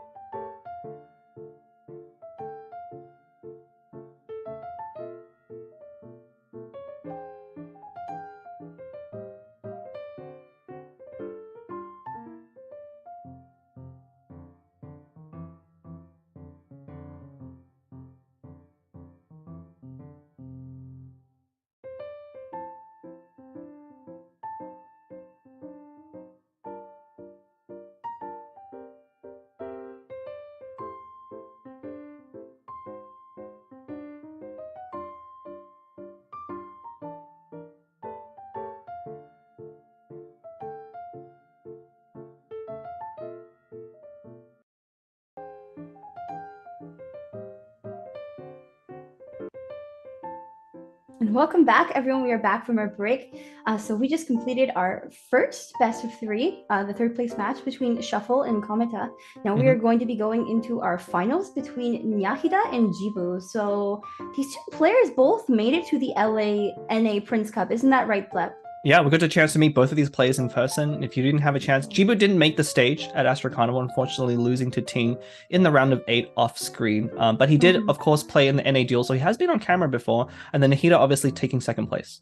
Second place is huge, especially in a tournament that is showcasing like the entire NA region skills, right? Like only the best players were invited to that tournament. They had to go through a long selection process to get there. And so it is nothing to scoff at that both players made it there. And also, you know, Jibu having extensive tournament history between Tavern and also the NA duels is also really big. So just looking at the leaderboards, actually our third place matches had first and second place from the preliminary leaderboards. Shuffle coming in first place 30-5 and Kometa coming in second place 29-6. That's win-loss ratio. So Jibu Nahida, Jibu took 4th place, 28 wins to 7 losses. Nahida took 15th place with 27 wins to 8 losses. Yeah, it's kind of amazing how one game can take you so far down the leaderboard. You can see how tightly packed this kind of cream of the crop, the best of the best here. And, you know, it's really cool to see both Jibu and Nahida here in the finals being some of the people at the Astro Carnival Prince Cup. Oh, yeah, it's so cool to have met them in person and now see them here and succeeding. Also, noticeably, so there are some very familiar names. Speaking of Prince Cup, stupid idiot, his name is actually Robot Wizard. He won first place in the Prince Cup. We also had the pleasure of meeting him. He was taken out by our third place winner, Kometa. And Nahida beat Kometa and is heading to the finals. Yeah, I think, again, it really goes to show, like, you know, despite how dominant Robot Wizard has been in these CTG tournaments, being able to get taken out by a newcomer, just obviously very strong player. Oh, there's Pyro catching, yes, yet again. Ooh, I do see Saxord, right? Is that Saxord? Yeah, it's a Saxord. There's a couple of lists that will run a single copy. You know, in the right situation, it can be very good. Pretty standard list, I think. You know, pretty standard list. Only one Mondstadt Resonance. 2 Tandoori Chicken. Tandoori Chicken is really good in this deck. You just stack that damage on. Yeah, interesting not to see any Timmies here. You know, this is definitely playing a little more into the longer game, I think, but not a lot of Condor either. This is interesting. It's a list I've seen a lot on the GITCG. And here's Bin. It is the infamous Bin. You want to talk about this one? I don't know what. I mean, we'll get to see it in action. I almost don't want to talk about it now because we might be in for a very long matchup. And first of all, this matchup is what we were talking about before, is very much in favor of the Ito deck. The Pyro-Catching deck is going to have a very hard time in this matchup. So I think Jibu is already going to be Phil on the back foot there. It needs a pretty good draw to recover. Tenshikaku and Vanarana are a very good combination. I'm happy to see them. Kind of have to be careful when you're playing Vanarana and Levin. Not to mess up the order there, or not to overuse your dice, or else Levin won't proc. But of course, I feel like very standard deck lists on both sides. Yeah, so very standard on both sides. No Tubby here, notably in this Ito list, but we're about to see why Barbara is such a strong choice here, especially in the current metagame. And because if you ever do get paired up in that Pyro-Catching matchup, it is just going to go so well for you, provided you know how to play. But, you know, Nahida, coming second, does know how to play the deck, so we're going to see a very, very strong kind of game here. Jibu immediately drawing both of those tandoori chickens. So for those of you who don't know, tandoori chicken is a food, 2-cost food that will boost each character's skill damage by +2. And it satiates all 3 active characters, right? So they can only eat that food that turn. They can't eat anything else. Yeah, you got to share the tandoori chicken around. I've never seen it come up really so far, at least in a live casted game, where you use that tandoori chicken to proc multiple skills, but it is very much a possibility. It can be a very powerful turn if Jibu used that correctly. I think he's going to need to rely on that extra damage in order to get through Barbara. Also, I mean, just on its own, tandoori chicken is pretty strong. You just stack the damage, especially Jibu has that Pyros in hand, as we saw in the first best of 3. It can stack on the damage really quickly. Yeah. You know, so if you have Overload, pitching skill Overload, that's 5 damage, right? With Pyro Res, it's another 3, and tandoori chicken, it's 10 years. Exactly. Yeah, you can 10 your opponent from owner away, and I think this is probably the best case scenario for Jibu. His goal is basically going to be this. Basically, if he can find an opening to apply Pyro to Ito, that's where the that's where the resonance come into play. But this is why Barbara is so strong against this deck, is that if you ever threaten Ito with Pyro Aura, you know, Nahida can try and maneuver a game state where that healing from Barbara will cleanse off that Pyro Aura from Ito, and then that Pyro Resonance card is never going to come into play. I know, you see that Electro application, Barbara. Yeah. Starting with Electro is a little bit unusual for this side, but I think it might be the correct thing to do in this matchup. Just, you know, either way, your auras aren't going to stick that much, so getting that Stiletto off on Keeching first, and especially, you know, only taking the Barbara hit there, so keeping Keeching on a pretty healthy life total. Jibu choosing to use one of his 2 Pyro die to swap onto Klee, which gives me the indication that he's going to end with Lieben and pass his turn for ramp. Yeah, I think Lieben pass here is going to be very strong for him, especially because the opponent was trying to bait out another hit with the Tenacity equip, but this is going to leave Ito exposed. You need to switch back off of Ito here because you don't want that Hydro Aura to go on him. Yeah, it's going to cleanse Barbara from any of that. Noticeably, you see the Electrocharge reaction, but no damage is taken. No damage is taken. You know, if you trigger your opponent, your own reactions that are damaging, they do not damage. The interesting thing is the only exception to that is a Dendro Core. So one of the ways you can kind of beat Barbara and these Hydro healing decks is if you're running the Dendro decks, because they can still trigger those those Bloom Cores. Yeah, Hyper Bloom is no joke if you can actually trigger the core, right? Yeah, but no Quicken deck on Jibu. I mean, I bet if I was in his seat, he was wishing this was a Quicken matchup, because this is still an uphill battle for him. You know, you saw that Barbara cleanser. It's exactly what the deck is trying to do. And really the only hope here is to snipe off Barbara, and you know, we see mousing of the Tandoori Chicken. We might see a big Tandoori Chicken turn. Yeah, early Tandoori Chicken coming out. So, I mean, that's going to be extra damage onto everyone's skills. Only 1 per character, right? Only 1 time per character, yeah, so he was going to need to swap off, but we do have that Stiletto in hand, so Keeching is going to be able to get a very easy +2 damage here with a free swap. And I believe, let's see, does he have... No, he doesn't have a change in shifts, but he does have double woven, so we might actually see all 3 characters potentially be able to use a skill this turn. I wonder if Jibu would go for all 3 characters using a skill here, or if he'd want to get off an overload reaction. I mean, I guess it depends on if Nahida stays on Ito here. And I mean, both of these players are very aware of things like elemental reactions coming into play, and Nahida would probably avoid that, right? Yeah. Yeah, but I think trying to make use of that Tandoori Chicken here is probably best. You know, I think if it was me, I would just try and go for the maximizing damage. Yeah, playing the Stiletto here. This gives Keeching a 5 damage skill shot, and then with those 2 wovens, you actually can threaten another hit with Bennett skill as well. So that might actually set up quite nicely for future turns. Jibu pausing for a second to make sure he's not going to overdraw. That Sealy card will proc and draw 3 more cards. You only have 10 cards in your hand at once. Yeah, very easy to forget, especially with Sealy, you know, because it triggers automatically when you use a skill, unlike Strategize or some of the things that you have to play. It's very easy to miscount. But yeah, definitely checking to make sure he's not going to go over, because he does have the option of playing Woven there. Here we go. Well, we are staying on Ito, so the question is, there's so many different lines you can play here. What would you do, Blep? What would you do?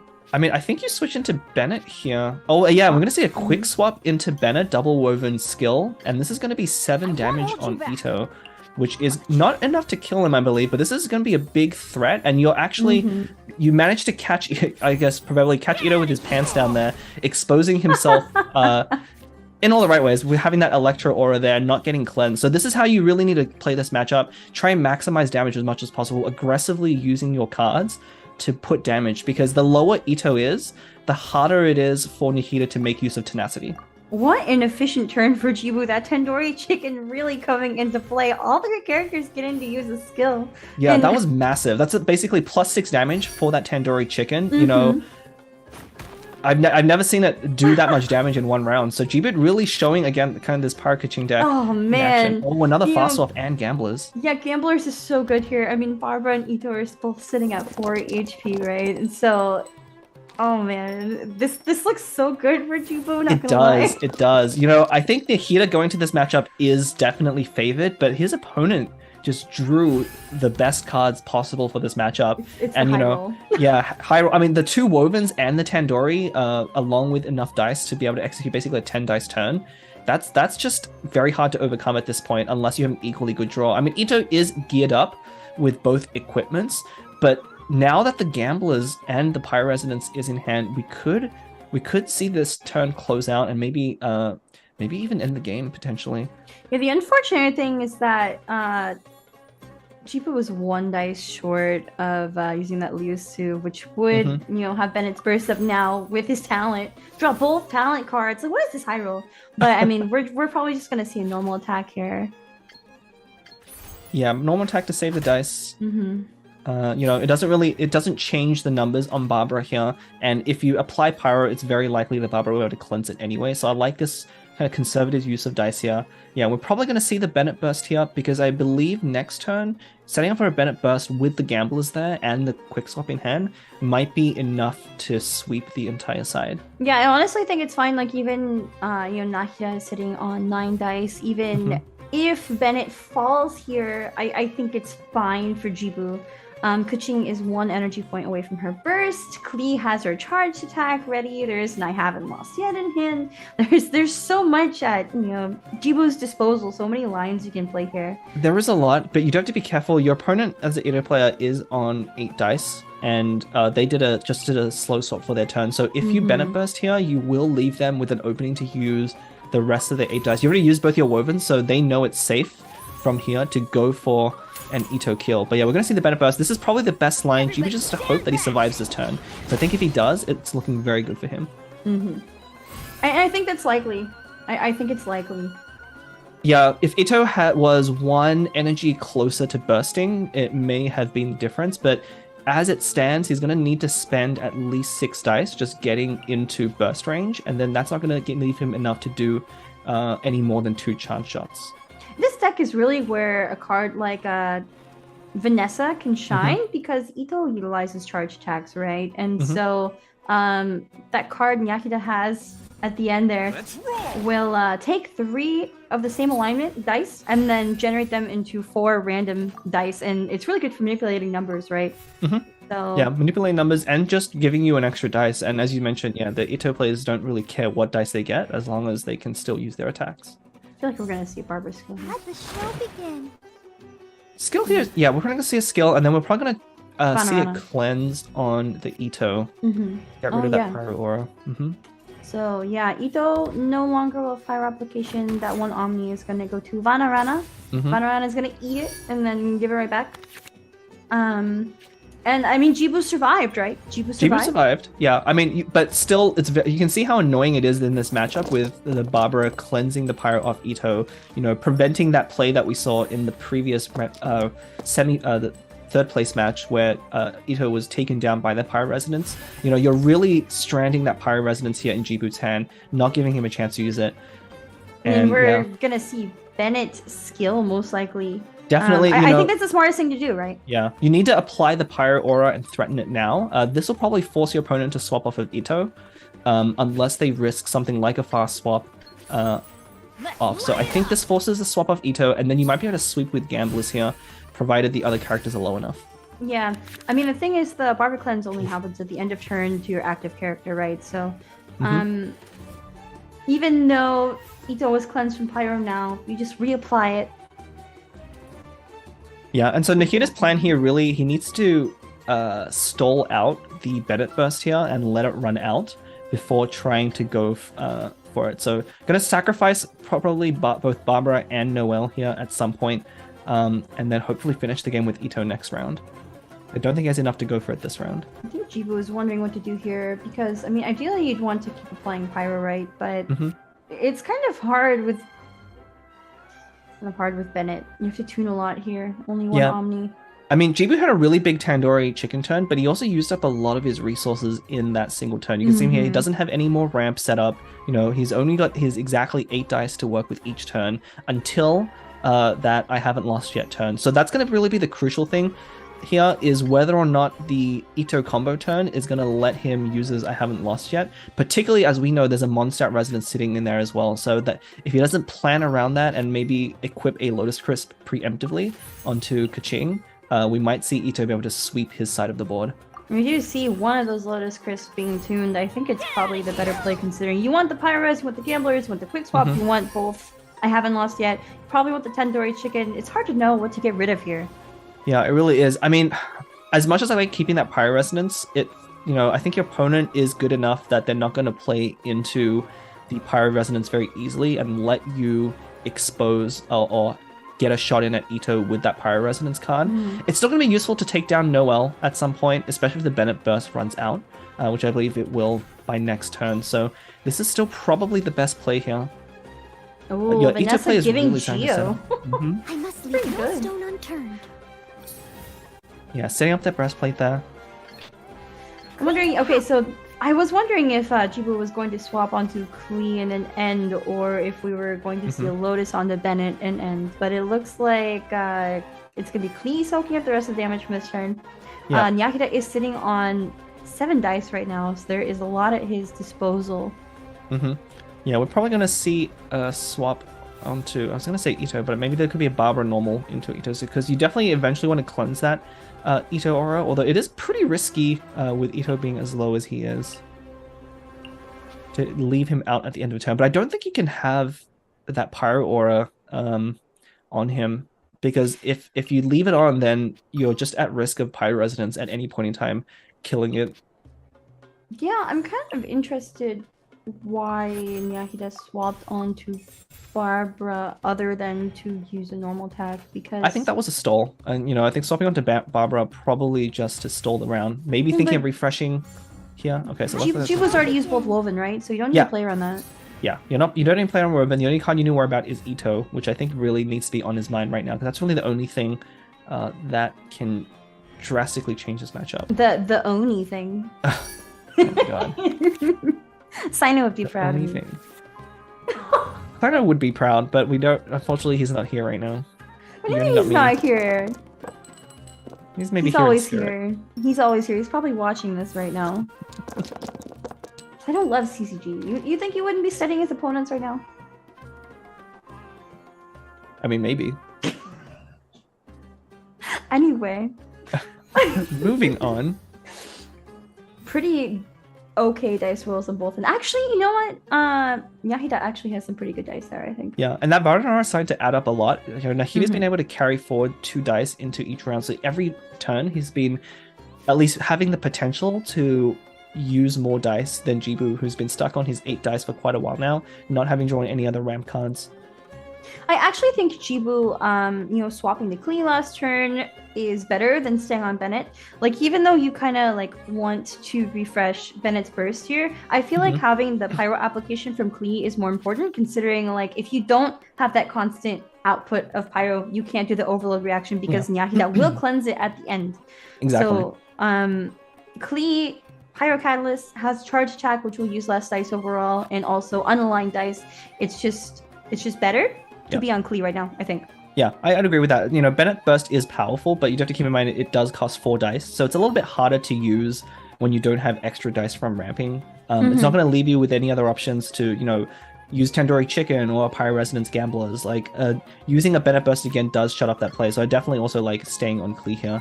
Definitely just want to threaten Ito with that Pyro Aura. Because as we know, he does have a quick swap, so if Nahida gets greedy and stays on Ito, which he probably won't do, we could see a quick snipe of him from here. I actually feel like, Jibu might be trying to bait out a kill onto Klee anyway, because the goal is to use the double Ito and go for Kaching's burst and some, crazy overload reaction onto Ito, preferably, right? Yeah. So, we might not see Jibu swapping from Klee anytime soon. We might see a charge attack into her burst or something like that. Yeah, staying on Klee I think is a good option, especially if he can delay the game long enough to keep going for that burst. Ooh, interesting. We're going to see a Helm go onto Barbara. This is very interesting. Probably Barbara burst in that case, right? I mean, it's a good time for it. It's going to heal everyone. Yeah, we could see a Barbara burst here. And with 2 if you can keep those 2 helms equipped, they're going to start building up a lot of dice advantage for him over the course of the game, especially with Varanara. And Jibu working with only 8 dice a turn, I don't think is going to be able to overcome all of the shields that are going to be coming out from the other side. Jibu opting to use Klee's skill. I wonder what the reason for that is instead of just a charge attack. What do you think? I believe probably saving that charge attack for when he goes down to just 2 die. making the most of the Pyro, his skills as much as possible. But we'll probably just see a tune into, or a bestest into Burst here. Got a tune 1, probably gonna be that Lotus there. Yeah. Gamblers. It might be too late for Gamblers, yeah. Huh. I mean, your opponent's doing a very good job of keeping their characters alive and not letting you make Gamblers plays. And I don't think you quite have enough dice to make Gamblers work for you right now. Like, you're really banking on that Klee Burst, keeping a Pyro Aura on Ito at some point in time, and then getting that Kaching with the Pyro Resonance in there. I think G-Boot's playing this game to make that happen. And so it's up to Nahida here to see if he can maneuver around that, because I'm sure he's anticipating that right now. Also, I mean, I guess Kuching already has her Gamblers. That's going to be who's the active character dealing out all that damage, right? So that was the second Gamblers being tuned. And I mean, you could put it on Klee, but I think Jibu wants Klee to go down here. No, at this point, Kaching is definitely going to be the only one finishing the opposing characters. So she is definitely the only one that Gamblers make sense on. You've done a good job of applying Pyro Aura. We're probably going to see Ito here get cleansed at the end of round, which is going to be really tough to go from. And, now we're really starting to see the power of Barbara in this matchup. Even be able to overcome that immense advantage at the beginning with the Tandoori Chicken so efficiently played earlier. Nahida thinking about whether to play one of his 2-cost cards and then send the rest of the dice with Vanarana, or just use Noel's skill. Looks like we are seeing a skill. It's going to use up one of those usages from Klee's Burst. So... And interesting choosing to stay on Noah and then not cleansing Ito this turn. I think based on the characters, and based on Barbara having the tenacity as well right now, she's actually going to become a pretty big tank for damage coming up. I don't know. I mean, Tandoori Chicken, Pyro Res. Yeah, but without 2 Wovens anymore in G-Boot's deck, he's slowly starting to run out of resources. I think if he had drawn like a Liban or like a Paimon ramp card a little bit earlier and really may be able to make use of it on that Bennett Burst turn, he might have been making something happen. But at this point, his opponent's just running him out of resources, right? Without the Wovens to surprise, your opponent isn't killing your characters, so the double I haven't lost yet aren't doing anything for you right now. And with so many shields... I think Nahida's weathered the storm enough, and again, he was already very much favored. G-Boot had to draw and roll really well to do what he did, but it just still isn't enough. Yeah, and like you were saying, so Nahida's deck is definitely favored here. It's stall deck. It's just it can withstand everything. We saw how high rolled Jibu was at the beginning of this game, right?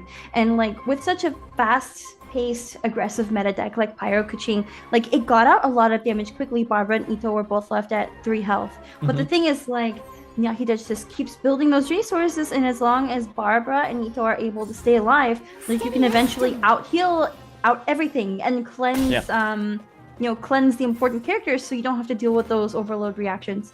And that's exactly what we're seeing here. Bin coming out on top and getting a better board state, actually. Yeah, I mean, it's a tough matchup, and I think G-Boot's done everything he could to try and come out on top, but I think Barbara there is just taking too much damage, especially with the double tenacity now going down. It's just, you don't have enough damage even to go through all of the healing and shields on the other side, and they'll eventually draw the cards they need to be able to execute their one-turn kill, maybe get a lot more dice than you in one round. So I think the only out here, G-Boot might need to just go for another Bennett Burst play and then set up that Liban for next turn, but I don't think he has enough dice even to do that. Yeah, I kind of agree though. In Jibo's case, he's just having 8 dice every round, right? No Woven to boost that or anything. I feel like you really need the boost for another turn, because Nyahida's just going to keep swap stalling and cleansing things and stuff, and you're just going to have the same story where Nyahida builds more resources, heals and shields everything, and then Jibu is just able to apply Pyro, and that's it. Not really crack through those shields and heals, not able to get the damage output that he needs to do. Because that's just kind of how Nyahida's playing it with Vanarana and other ramps, so... Yeah, and this is definitely the way to play this deck. I think it's definitely a high-skill deck to pilot, because you really have to make sure you're properly using Barbara's skills, and you need to expose Ito at the wrong moment. We saw in our third-place game, if you leave Ito out at the wrong time and leave him exposed to a big damage turn, then your whole deck basically just crumbles. immediately. So you have to at least have the skill to know when to play around stuff. But, you know, he's done an excellent job of it so far. I like what Jibu did here with the equip and leave-in. He's trying to do what I said earlier, set up for that one big turn, because he needs to do all his damage in a single turn. And we'll see if that turn is this turn. Yeah, and I think especially if he can draw Mondstadt Resonance, I think he has that one copy in his deck. He hasn't drawn it yet. That might be what he needs to wait for in order to be able to combo out. Oh, and he draws there it here. Is. Okay. He spoke That's into actually existence. That's the perfect turn to draw it because he has those 2 extra dice from leave-in. He has his sack sword equipped, so I think it's now or never. Like, if he can't finish the game this turn, I don't think he can overcome all of the advantage that Nihida's built up through healing. I feel like Jibu just needs that one kill to start getting everything off, right? So, is he changing shifts? It's going to decrease the amount of dice you need to swap, and we do see a swap to Bennett. Yeah, he might be trying to go for the burst here, just to power up Kaching even more. I actually think it's better, you know, to swap in this case and also kind of do a swap stall. This is bad. We're going to see a quick swap, aren't we? I think, it might not be enough damage, but okay, we're going to start with the burst first. Breaking through the shield, it's not a bad idea. If Nihida stays on Ito, it's really bad for him, but I have to imagine he's going to swap back onto Barbara here and just swap stall the opponent out. There's no reason to stay on Ito here unless you think you're going to be able to go for the combo, but I think we're going to see a swap back onto Barbara. Oh, is that Ushi? Oh, no. Ushi could be pretty bad here. I mean, so Ito has the bell on him, right? So, no Jiras, but would be able to generate some shields at least. But, no. Okay, swap to Noel. So definitely, yeah, so swapping out. This probably makes the most sense. We're probably going to see a slow swap maybe onto Kaching. I think a slow swap is probably... Yeah, because you're not too worried if your opponent stays on Noel. The only reason to fast swap here is if you don't want to deny your opponent the ability to put breastplate and get those 2 extra shields. That might be a reason to fast swap, but I think that's going to burn you through too many cards and dice. Yeah, I think you want to hang on to that fast swap to catch Ito out of place, but I could be wrong. You were really thinking about it. Maybe just go for it here. I mean, it's going to put Barbara out, which actually is going to be advantageous for Nihida because Barbara still has those 2 shields. Let's finish this quickly. We do see a quick swap onto Kaching. Probably Yeah. Gamblers coming into effect here, Pyres. Pyres, Gamblers makes sense here. You know, this is your best play. Get rid of one character here. You know, that does reduce how efficiently the Barbara heal comes in, but that Ito is threatening burst very soon. You know, I've got to imagine Nihida should feel comfortable enough going for it momentarily. Also, we're kind of seeing, like what I was talking about earlier with having Klee out instead of Bennett. So Klee was able to get Pyro on all those characters so that, you know, Nahida has to choose who to cleanse the Pyro off, right? And it was Barbara in this case. So that's why we're able to see this play here from Jibu. 11 damage going on to Noel and the Gamblers refresh. Yeah, and Barbara's not... We might just even see a normal attack on Gamblers here because I don't think you can risk swapping to Ito. Yeah, here we go. Just a normal attack from Barbara. Letting her take the skill. So same difference there as long as you have the right dice. Ooh. Yeah, there's not much you can do. The burst makes sense because you can at least get some damage to Ito, but that doesn't leave you with any dice. Then your opponent is probably going to just swap onto Ito to end the round and be able to cleanse that Pyro aura off. Yeah, honestly, don't you just want to swap here and then ramp? Klee is here. That might be the best option. Yes, just save it for another turn. You do have the Bennett burst for another turn, and getting those 2 extra dice next turn might be more important than trying to deal damage to Barbara, particularly because she hasn't procced the tenacity yet, and so you're just giving your opponent a free dice. And unfortunately, you know, Jibu no longer has that quick swap. I can't remember if Jibu brought 2 quick swaps and has already used 2. Do you remember it all? I believe it was only a single quick swap, but he does have that stiletto that will let Kaching take the field anyway, so we'll probably want to hang on to that for the rest of the game and stay on Pyro characters if you can. All right, so yeah, Jibu used Kaching's elemental skill and generated stiletto, so that is basically a quick swap with electro application. So yeah. Yeah, that swap onto Klee did leave Nahida in an awkward situation. I think here you definitely can't swap over onto Ito. Maybe he just ramps here. Maybe just drops a leave in, and then, yeah, I think that's what we're going to see. ramp from both characters. So 2 of those G are gonna go to Vanarana, and then Yeah. Leben's gonna eat him. Tenshikaku's gonna churn out an Omni next turn. It's kind of optimal play. It is. The right play from Nahida here is going to be able to get a bunch of dice over his opponent next round. Oh. Okay. Maybe just another... Oh, okay, just for pizza. I mean, just for pizza. Pizza's so important. It's so tasty. It is very tasty. We'll see what Jibu decides to do here. I think you have to Ramp. put down Ramp. Paimon, yeah. But really, you're playing to your opponent's game plan here, but I don't think he has a better option. You know, I think the window has really passed on being able to beat the other deck. Nahida's just been too efficient at using Barbara to cleanse off that Pyro Aura. Yeah, I mean, that's true, but I mean, there was no cleansing this round. Etho has not been cleansed. Instead, That's true. Barbara has Hydro application on her. That could be pretty big. I don't want to say it's a mistake, but it could help Jibu. Yeah, I think, you know, you gotta try and take advantage of that if you can. Again, you know, the window for being able to kill your opponent here is getting close. Oh, and Lotus and Geo Resonance. Yeah, this is looking not good. Double Geo Resonance too. I mean, he's lost Barbara, but with the Bell equipped, as you mentioned earlier. Ooh. Okay. Unfortunately, without a quick swap though, that Pyro Resonance isn't going to come into play. Tandoori chicken. It wouldn't be enough to kill, but I mean, it would swap back onto Barbara, right? It would, but that might be what Nahida wants anyway. Just a free swap onto Barbara and then let Barbara take another hit to generate another dice from Tenacity. Right, but like... But yeah, I don't know what else you can do. Do you want to just use your dice on Klee right now? That's my thing. You also have a lot of Hydro dice, and that is going to be very useful. I mean, there's a Bestis in hand, so you could probably tune some things. Like, you probably wouldn't be using that other Paimon.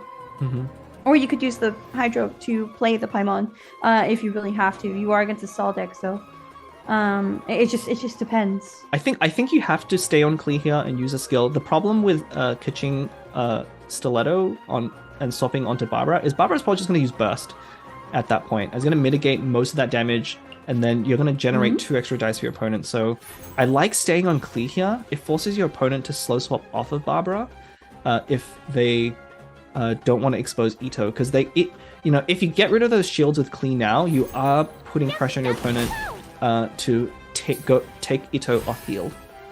It's honestly not a bad play from Jibu. Tandoori Chicken coming out onto all 3 characters, using it on Klee for now. And then, I mean, there is still the option to have that +2 damage if we do see a Stiletto, right?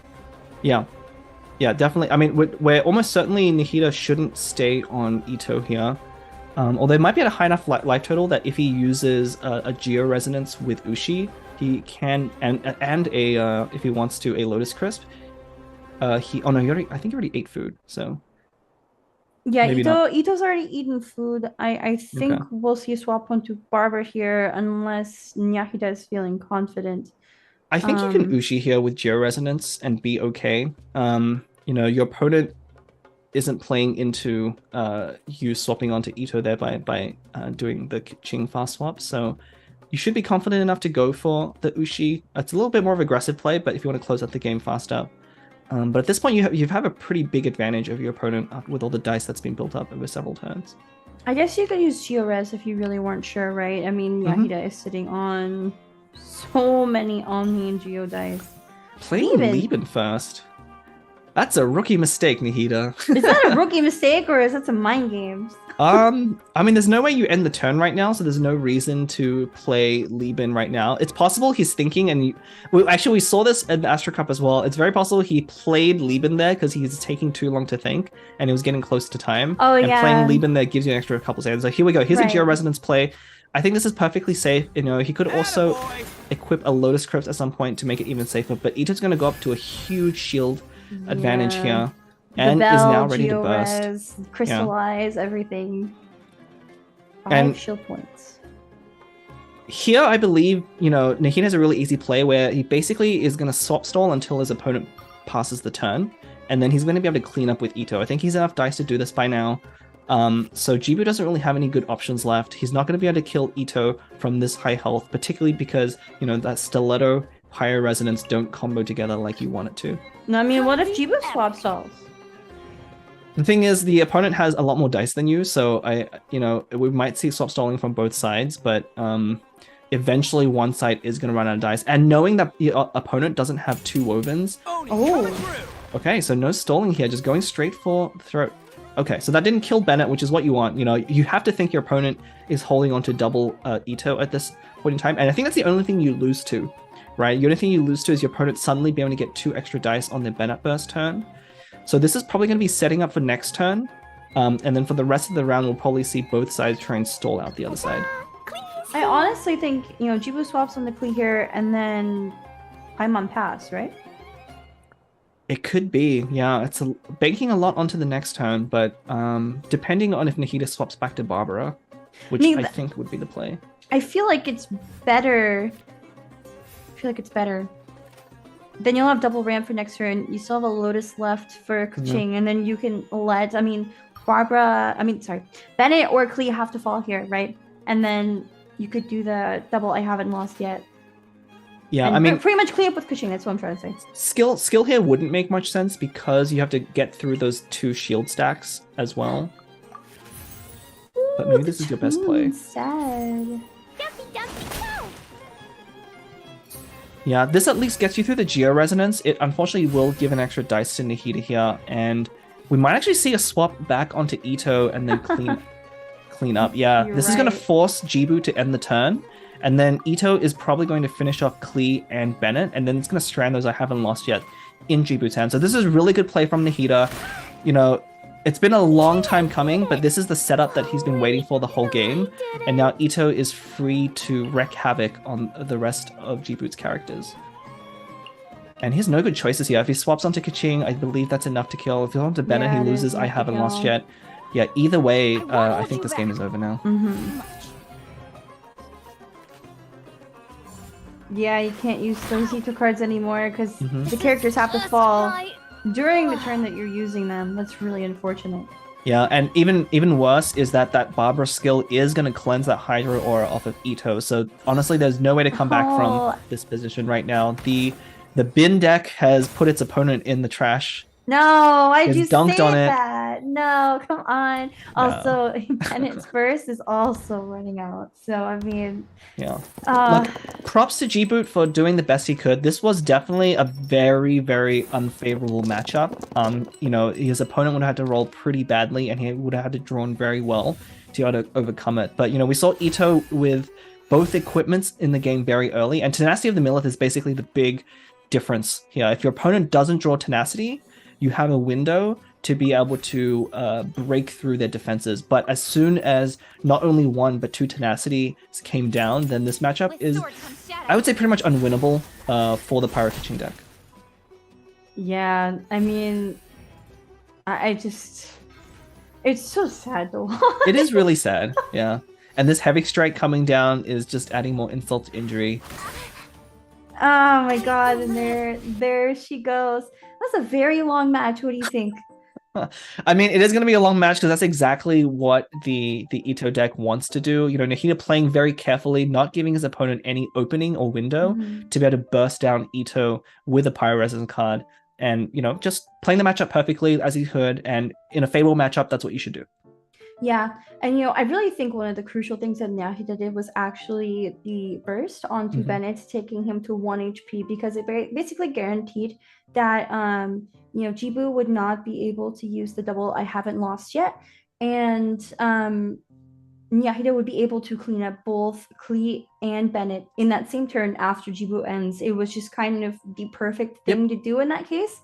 It's just exactly 1 damage short of killing Bennett, and that's normally it's not what you want, but in that case, it is what you wanted. So, yeah, and it's delaying your turn and thinking about when to swap is actually a really high level strategy, and you see a lot of that from. That's why it's so fun watching these high level games, because normally if you're just on the in-game queue, you're not thinking about that kind of stuff, and you're just doing skills and making things happen. And it looks like for game 2. So Nahida took the first win, as we know. Jibu here is playing Shenhe Superconduct. So the Chongyun Raiden combination is basically the core of this deck. And then you can either bring a second Cryo with Shenhe to boost the cryo damage, or you can bring another Electro, like a Razor, for the Electro Resonance. Very standard, I think. Very standard setup here. I definitely like the Shenhe version more. I mean, the only reason not to run this is if you're in a tournament where you need to use Shenhe in an Anemo setup, but not the case. Oh, and Yahida, oh my god. So at the Prince Cup, he brought NEC. It's his namesake. He was never able to play it because it was always banned. I think it's his favorite deck, and so it's kind of cool to see Yahida be able to play that deck here. I mean, I think it's both his favorite deck and his most hated deck to play against, so he gives it as badly as he takes it. But very interesting, the double Kid Kujirai, a little bit unusual. I think this is a version that's really looking to pile on damage quickly and not play as much for the long game. Kid Kujirai is just so fun. I'm also seeing this strategize. I feel like, we've been seeing it more lately, but I feel like it's still pretty unusual. I feel like people normally will take that Sealy card. Yeah. But the instant card draw is never bad. I think, if there's any deck that would prefer strategize over Sealy, it's the Nahida Electrocharge deck. Because you have those 5-cost skills, you actually build up those charges on Sealy a lot slower than you might think. If you're trying to optimize your dice. So I think that's a good choice specifically for this deck. But for most other decks, I would agree that you're better off with the Sealy. Also, like instant card draw instead of like having to wait for it. It's really good, I think, in a rainbow deck where you might be tuning more often than not, Correct. right? Because you don't have that elemental resonance to give you those woven dice. The 2 woven. Actually, Stay close you see and you will live. Jibu top deck 1 woven. Yeah, I'm not actually sure who's favored in this matchup. Shenhe, the Superconduct deck with Chongyun Raiden, is pretty well known for being able to beat through stall decks. So if we had, this might be decided just by the pairings of the decks. If Jibu had brought this deck first and had it paired against the Ito deck previously, he might have been able to win that and then brought a much more favorable matchup with Pyro-Kitching here. But with this lineup, I think that it's going to be a race for damage. Both sides are looking to do as much damage as possible. So yeah, it's kind of... Sorry, go on. No. I was just gonna say it's kind of like when you're against stall with a Superconduct, you have that piercing damage, right? But yeah. I mean, in this case, it doesn't really matter too much. It's just gonna be constant damage output from both sides. Right, and yeah, the Nahida Electrocharge variant, unlike the double Hydro, doesn't have as much healing. So both sides are going to look to output damage as much as possible. We'll see how well Nahida can roll, because I think if Nahida rolls well in this matchup, and starting for that 5-cost skill is already very huge. It's very good when basically what you want to do, like we were saying earlier, is just speed swapping between Ocean, Official, and getting those summons on the board. Because this is an Electrocharge deck, even though there is Dendro here. Your goal is to be applying Electrocharge and Bloom if you have to, So that's exactly what we've seen so far. Yeah, interesting that Nahida chose to swap to Ocean in there. I was expecting him to save both Hydro dice with Varanara. That could have been a very strong lead into the next turn, because those 2 extra Hydro dice gets you so close to Oceanid. I'm actually not a fan of using that dice to swap there, because I don't think it changes the turn order all that much. It's the Nahida bias. You don't want Nahida to take any damage. That's true. Yeah, just protect. Gotta protect. But we'll see if that comes to... Pretty standard start from Jibu. We see Raiden skill into Shenhe skill, so it's just one step. I have heard a lot of players do like to start Chongyun there instead of Raiden to Shenhe, but this might just be a concession to how fast this matchup could be. It's really a race for damage here. Shenhe is looking to burst as early as possible, and then probably going to go have a Raiden burst into Chongyun. I think the Liu Su contributes to that, because like normally if you swap to Shenhe and did her skill, you just have 1 energy point, and there's no real good way for getting that second one. But with Liu Su, you can kind of play him, swap, gain the energy point, Shenhe skill, be ready to burst, and I think that's gonna boost cryo damage by a whole lot when you still have the icy quills. Yeah, starting Lucio is very key, I think, to making this deck work. You can either let you rush out Shenhe Burst, as we're seeing now, or rush out Raiden Burst as well with the swap. The unfortunate thing for Jibu, though, Nahida's rolled really well in his deck. We're going to see those 2 Electro dice go towards Fischl there, having perfect dice for the summons for Oceanid as well. So, I mean, this is quite the high roll on Nahida's side, and we all know, it's pretty difficult to beat this deck in terms of damage when it gets those rolls. Noticeably, so, I mean, we're going to see Oz come out of Fischl, right? And Nahida is sitting on a Calxizard, so next turn we might even see something like Oceanid Burst. Or even Official Burst. I mean, he has a lot of options right now.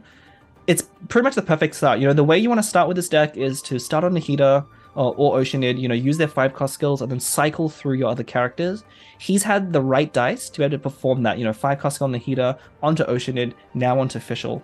So G-Boot, again, is on the back foot, unfortunately. He has an equally decent draw, but we'll have to see if he can make his cards work. So, I mean, every time you apply an elemental reaction, you're going to be triggering those seeds, right? So in the case of Electrocharge, it's 1 damage across the board already, right? And then the seeds are going to be an additional 1 because the Electrocharge is a reaction. So it's just going to be so much damage, especially if, you know, like you were saying, we do see the Calx art into Fischl Burst. I actually think that might be the better play, considering, you know, Fischl will be 1 energy point. Those 2 summons, especially Fischl gets hit here, will, you know, trigger whatever elemental reaction they need to, and then also apply Hydro afterwards onto the active character, and then you just... It's gonna be so much damage. It's gonna be both seeds, and then double Electrocharge. Yeah, double Electrocharge. I mean, the one thing is, we swapping onto Raiden there, I do like that play. It forces the opponent to proc Quicken on Raiden there, which is probably the weakest, one of the weakest reactions there. It will increase the odds damage by 1, but I don't think that's gonna be enough to kill Raiden. So hopefully we'll see her survive to use the burst, because that's going to become in really key here. I actually think Raiden will die. So George 2. No? Oh, 4. Yeah, she's on 4. Yeah, then Raiden does go down. This is going to be interesting then. Bird will get her down to 1. Oz is just going to take her out. And then Chongyun and Shuna should get 7. Yeah, this is going to be really tough. You know, Jibu doesn't have much of a hand right now to work with either. He needs to draw something good off that Treasure Sealy, but Chongyun not having enough energy to burst right away could be pretty dangerous. He will be able to take out Fischl with a skill from Chongyun that I haven't lost yet, might come into play. Timmy coming a little bit late. Oh man, but you know... I really do think we're gonna see a Calx art into Fischl Burst. No, we very much will. I mean, no? at this point, Fischl Burst isn't as efficient when one of your other characters already gone down. I think I'd rather save that Calx Burst for Oceanid, because that's gonna let you snipe off a character like Shenhe or Chongyun a lot better. Fischl is probably okay, so it's not gonna stay on Fischl. Probably we might see it. Yeah, 5-cost, or just actually a 3-cost here. 5-cost is a lot less efficient when there's only 2 characters alive, and dice efficiency here is going to go a long way. And look at Nahida, they're hovering over the Calx Arts Adeptus Burst, telling us, like, look what I got, look what I got. Yep. I wonder, I mean, it has to be Fischl, right? It has to go on the Fischl. Yeah, I mean, at this point, Nahida might just be taking damage here, so to save Oceanid and Fischl from extra damage. We might also just see a Nahida Burst here with Calx Arts, to be honest. Because that will really maximize the damage coming out. And maybe a Kid Kujirai for next turn. Yeah, I think really unfortunate that, like, I think Nahida really did roll exactly, you know, the way this deck wants. And G-Boot isn't able to overcome that, even with a pretty good draw himself. Just the question is, do you want to play seeds here, or do you want to actually go for the Calx art into Nahida Burst? Because, like, I mean, you can only really afford to do 1, right? She's already taken so much damage, she's just going to be knocked out here. Yeah, I think you're okay letting Nahida go down here. I think the Oceanid Burst is probably going to matter more than the Nahida Burst. It's not really a priority for the Electrocharge deck, because your reactions already do a lot of damage. You don't need to rely so much on the burst. It's more, I think, for the Quicken decks that tend to want to prioritize that, but we might just see a Calx Burst now. Calx Burst, indeed. I don't even know. Do you need Adeptus? I mean, your opponent equipped Gamblers, so I think Adeptus bursting here and denying the Chongyun Burst is actually just going to end the game. So it's something you could do. I believe you might as well. I don't think losing Fischl here after Burst is going to matter all that much. But do you need the Adeptus for the additional damage? Is it because he's about to... No, he didn't get none of his burst off, so there's not an additional damage from her burst. So... You're right. Yeah, we'll have to see if Oceanid is enough to close out the game. Oceanid is already pretty low, so the game is still a little bit close. I think Nahida's really needs to decide if it's important to get rid of the Gamblers here and prevent another activation on Chongyun, because it's possible your opponent can then use those 2 extra dice to follow up with a Woven onto a different character. Yeah, so it's going to take the more defensive approach, not Adeptus Burst. Oh, the seeds. After all right. that training. So I mean, I haven't lost yet. Woven, no gamblers, but there's also summons on the board. I don't know. I actually feel like Jibu could still win. I think Jibu can still win. What it Shenhen's on 5. Yeah, I believe Jibu actually have Cryo-res. If he wants to kill Fischl Cryo-res, I believe that's probably the best play. Your opponent's only on 1 die, so as long as you can dodge another healing or a Lotus Crest, I think this play wins it. So well, I mean, also you Cryo-res here to take out Fischl, right? And you don't have gamblers, but I mean, if you really need to, you can Woven and Hash Brown Shenhe, and otherwise the summons will kill. Woven Hash Brown here makes sense because in case you draw a new food next round, you don't want to be stuck being satiated. So a Lotus Crest would very easily close out the game in Jibu's favor. So really like that Woven Hash Brown there, very forward thinking. Oh my gosh. Very close. Even without the Hash Brown, Shenhe would have been at 1 HP. Where is the pure? Oh, Jibu denying us the 1 HP victory there, but making a very good showing there with Shanghai Superconduct. I know, we were saying the entire match, we were like, oh my god, Jibu's about to lose, it's going to be 2-0 for Nyahida, and then all of a sudden, manages to pull it off, so... Yeah, I mean, against the Electro Dodge decks, when one of your characters go down, the damage does go down significantly in terms of efficiency, right? You don't get to use those seeds across all the characters. The Fischl Burst does 2 less damage when you're not hitting a piercing attack on the back line. I do think, I feel like setting up the Oceanid a little bit earlier in that game might have been able to make something happen. Get an Oceanid Burst with that Calx Arts rather than go for the Fischl Burst might have been the better play. But, it's really hard to say against, these matchups where it's one aggressive deck versus another, just hang on like a knife's edge. If you make one wrong decision, you can tip the scales. I'm kind of wondering too, like, if you did Calx Art into Fischl Burst earlier instead of swapping to Nahida there and just basically taking a lot of damage on Nahida, if that would have been better. I mean, there were a few lines Nahida could have played in that turn, and I'm just like kind of like trying to figure out in my head what could have actually, let him survive. So there's Calx Art into Fischl Burst.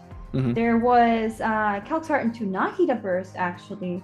I don't know. Do you think it's better to apply seeds there or Burst? We'll see. Maybe Jibu can show us because he's bringing his own NEC now in game 3. Maybe he'll be able to make the better plays and see this deck come out on top.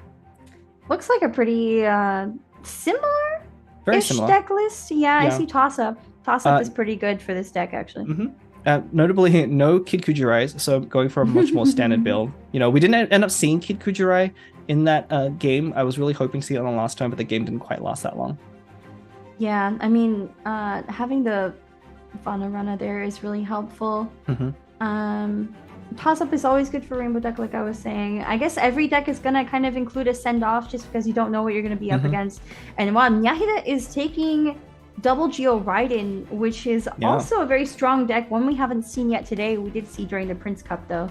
I believe, Nyahida did bring this during the Prince Cup. I believe he did win with it in his match in the semifinals. So we'll have to see how these decks pair against each other. The Electrocharge deck is very good at dealing piercing damage to the back line, but there is a 1 copy of Guardian's Oath here for Nahida. I was looking at that. I was like, oh my god, that's going to be brutal against a full summons deck. That is exactly what you want to bring against something like NEC. And like the thing is, like, no one ever brings it. It's such a high cost card. Everyone thinks it's, just take send off in that case, but like that was a good gamble.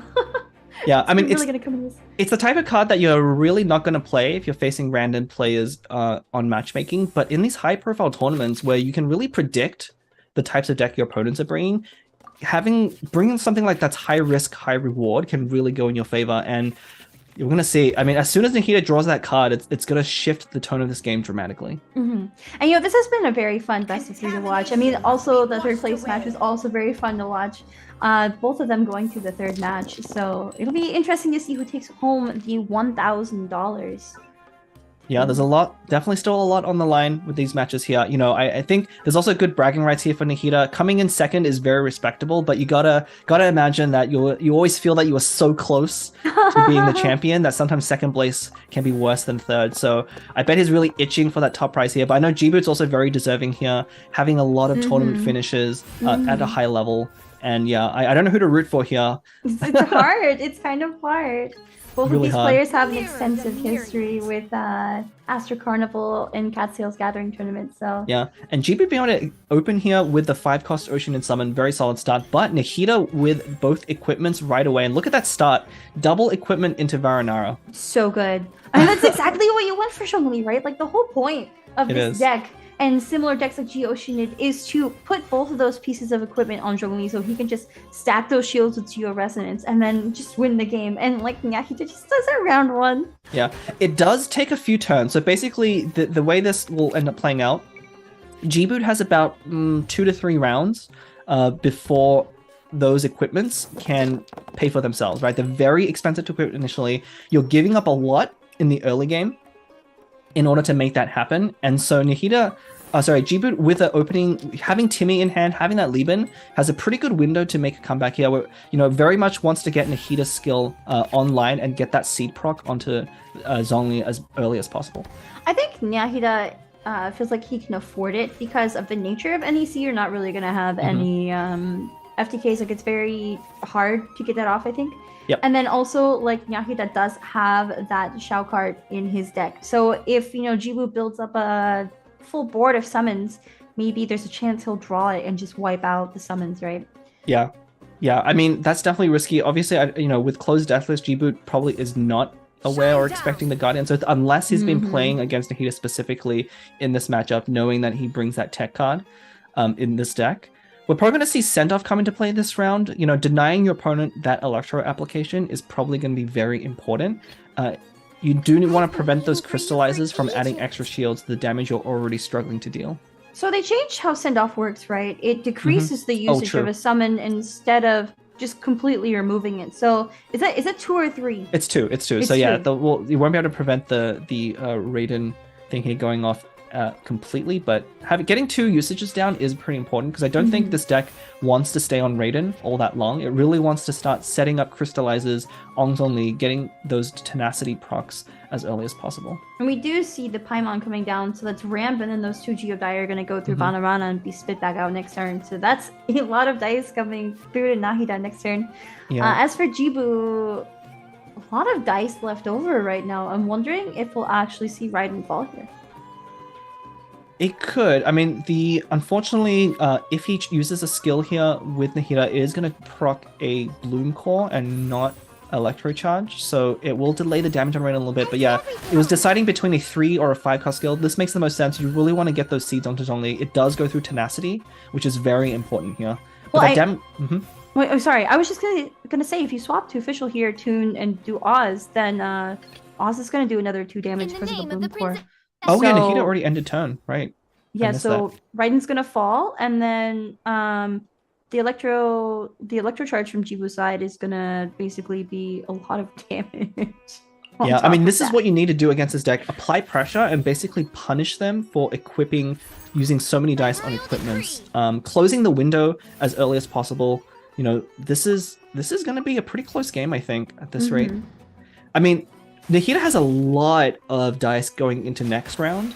And so provided he can make use of the Crystallize on that Electro activation, it might be good. But, he doesn't know about the Send-Off. If he clears this Electro reaction and has no other way to apply another element onto the opponent, which greatly reduces the reactions coming out the other side. Yeah, I just feel like GP was a really good board state right now. But I mean, the last game we were talking about this, the other player came in and just swept everything up in the last round. So it's hard to say sometimes. It is. I mean, this is a much closer matchup than the Ito Barbara bin into the Pyrokek one. That one, was so lopsided that, it took a lot. But this is going to be a lot closer. Both decks are kind of opening how they want to open. And so it might just come down to who has the better draw. Even without Geo Resonance, Zhongli is sitting on those 4 shield points. Also, the Mushroom Pizza is going to slowly heal him by 1 every turn. And Nahida pulling both another Helm and Vortex Vanquisher does not need it anymore. Yeah, I mean, this is not the game to go for another Helm onto Ningguang here. Ooh, we're going to see a quick swap. Oh, is this a quick swap Calx Burst? Ooh, it might be. It might be. No escape. This is going to be... Is it Adeptus as well? Oh my god, I think he has enough for Adeptus.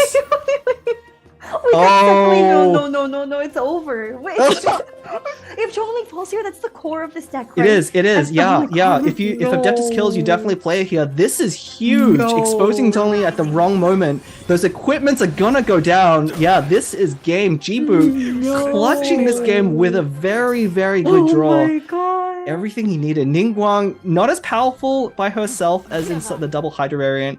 Yeah, Nahida here, I think he knows the game is over.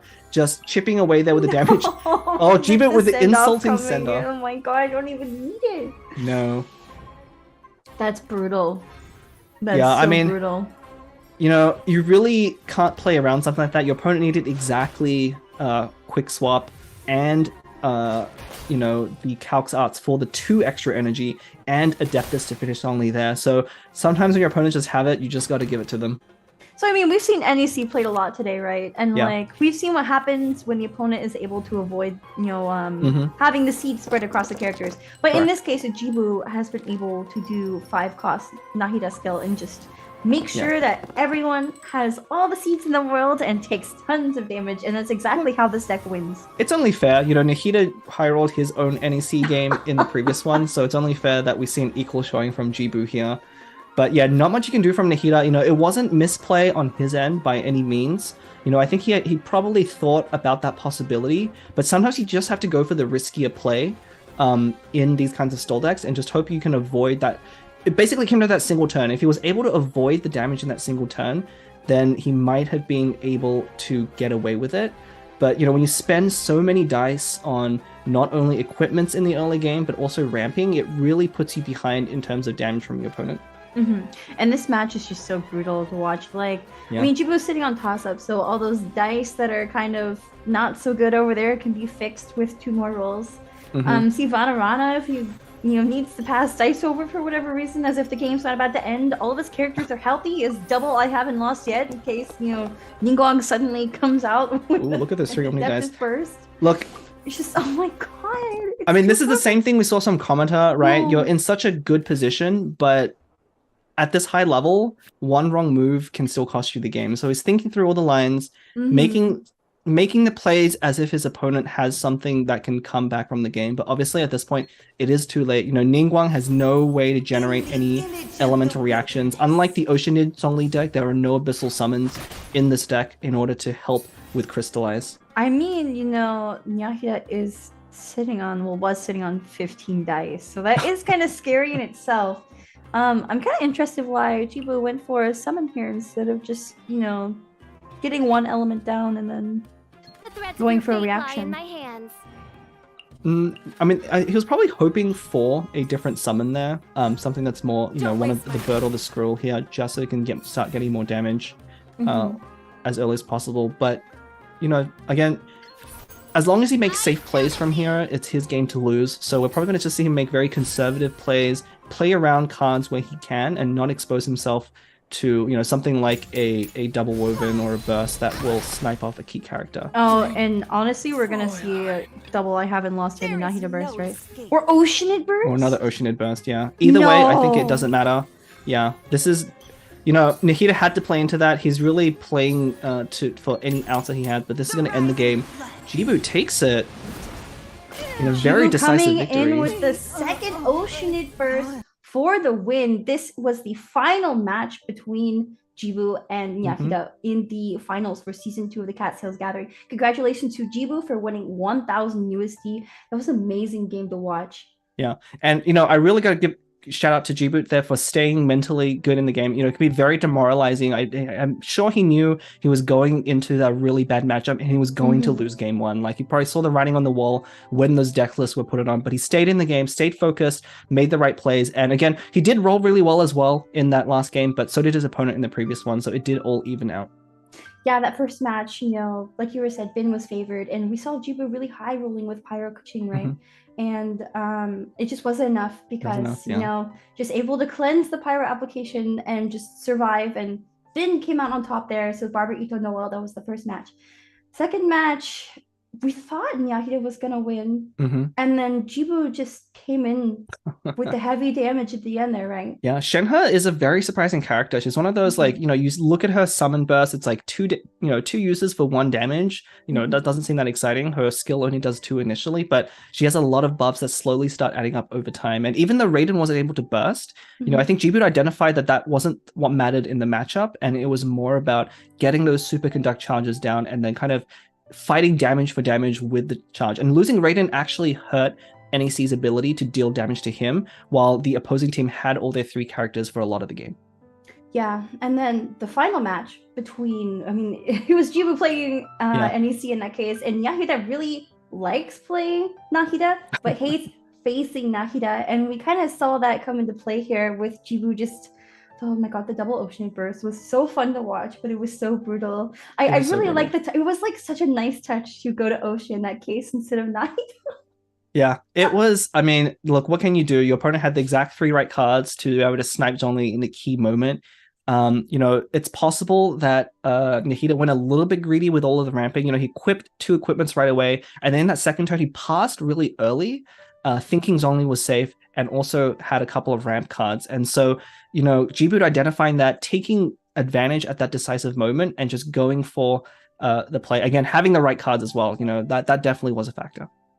Yeah, and with that kind of deck, double Geo with Zhongli and then Raiden or Ocean, whatever third character you have there, the whole point is to build Zhongli up, and we thought we saw that with the first round, Zhongli equipping Vortex Vanquisher and the artifact that will give him additional shields, and like we thought that would be great, but it just didn't pay off. Nyahida never pulled that Shao card, which would have wiped the board of summons, exactly. right? Yeah. So just Zhongli fell, and that was it, right? That was it. That was pretty much it. I mean, that's kind of how that deck plays. You have your one big boss monster, and if it goes down. But congratulations, Jibu, taking first spot for the first time in the Castel Gathering KOs bracket. Yeah, congratulations. And again, this has been Mia, aka Windflower Mia, on Twitch and Twitter. And I've been joined today by Blep, right? Blep, yeah. And you can find me on Twitter as well. And definitely look forward to season 3 of the Cat's Gathering. We have another round of exciting tournaments coming up. You haven't seen The Last of Us, and you haven't seen the last of these players in particular. I'm sure they'll be back. We're constantly seeing the same players make the KOs brackets, and we're excited to see what they bring, especially with the changes coming in for the next version. Speaking of changes in season 3, I heard there was some surprise, some extra rewards coming in season 3. Apparently, kind of interesting. You know anything about that, Blep? No, we don't know anything about that. I mean, it's been hinted at. There's some kind of thing to look forward to. So who knows what that is? Again, I wasn't expecting the stage at Astro Carnival, so at this point, I have no idea what to expect. Right? That was so fun. Circuit. It was so fun. But season 3 is gonna be very exciting. I think the players, especially in the Asia side in season 3, will have the chance to qualify for another Prince Cup in one of the regional tournaments coming up. So definitely stay tuned for that. Yeah, and then as well, if you would like to participate in season 3 or any other Genius Invocation tournaments going on, like this one right here, you can actually go to the Genshin Impact Tavern Discord server. There will be an announcement before season 3 starts their registration. So, I mean, anyone who's watching right now who is not, really gotten into the competitive scene Genius Invocation yet, this is your chance. Like, it is open registration when the time comes. You just have to be there. So you too can be on the stage like this. You could, but you got to beat these oh god, I know, giant players here who've really they've really solidified, based how consistent their performance has been, that they really know what they're doing. I mean, we saw Komata beat Robot Wizard, who actually true. won the live event. Anything can happen. Anything can happen. So anything can happen. Again, everyone's very close in these top levels, but you really watch these games and learn from the best. And with that, thank you so much for watching. It's been really fun. I'm so happy to be back here. So yeah, thank you. Yeah, thanks everyone for watching, and we'll hopefully see you next time.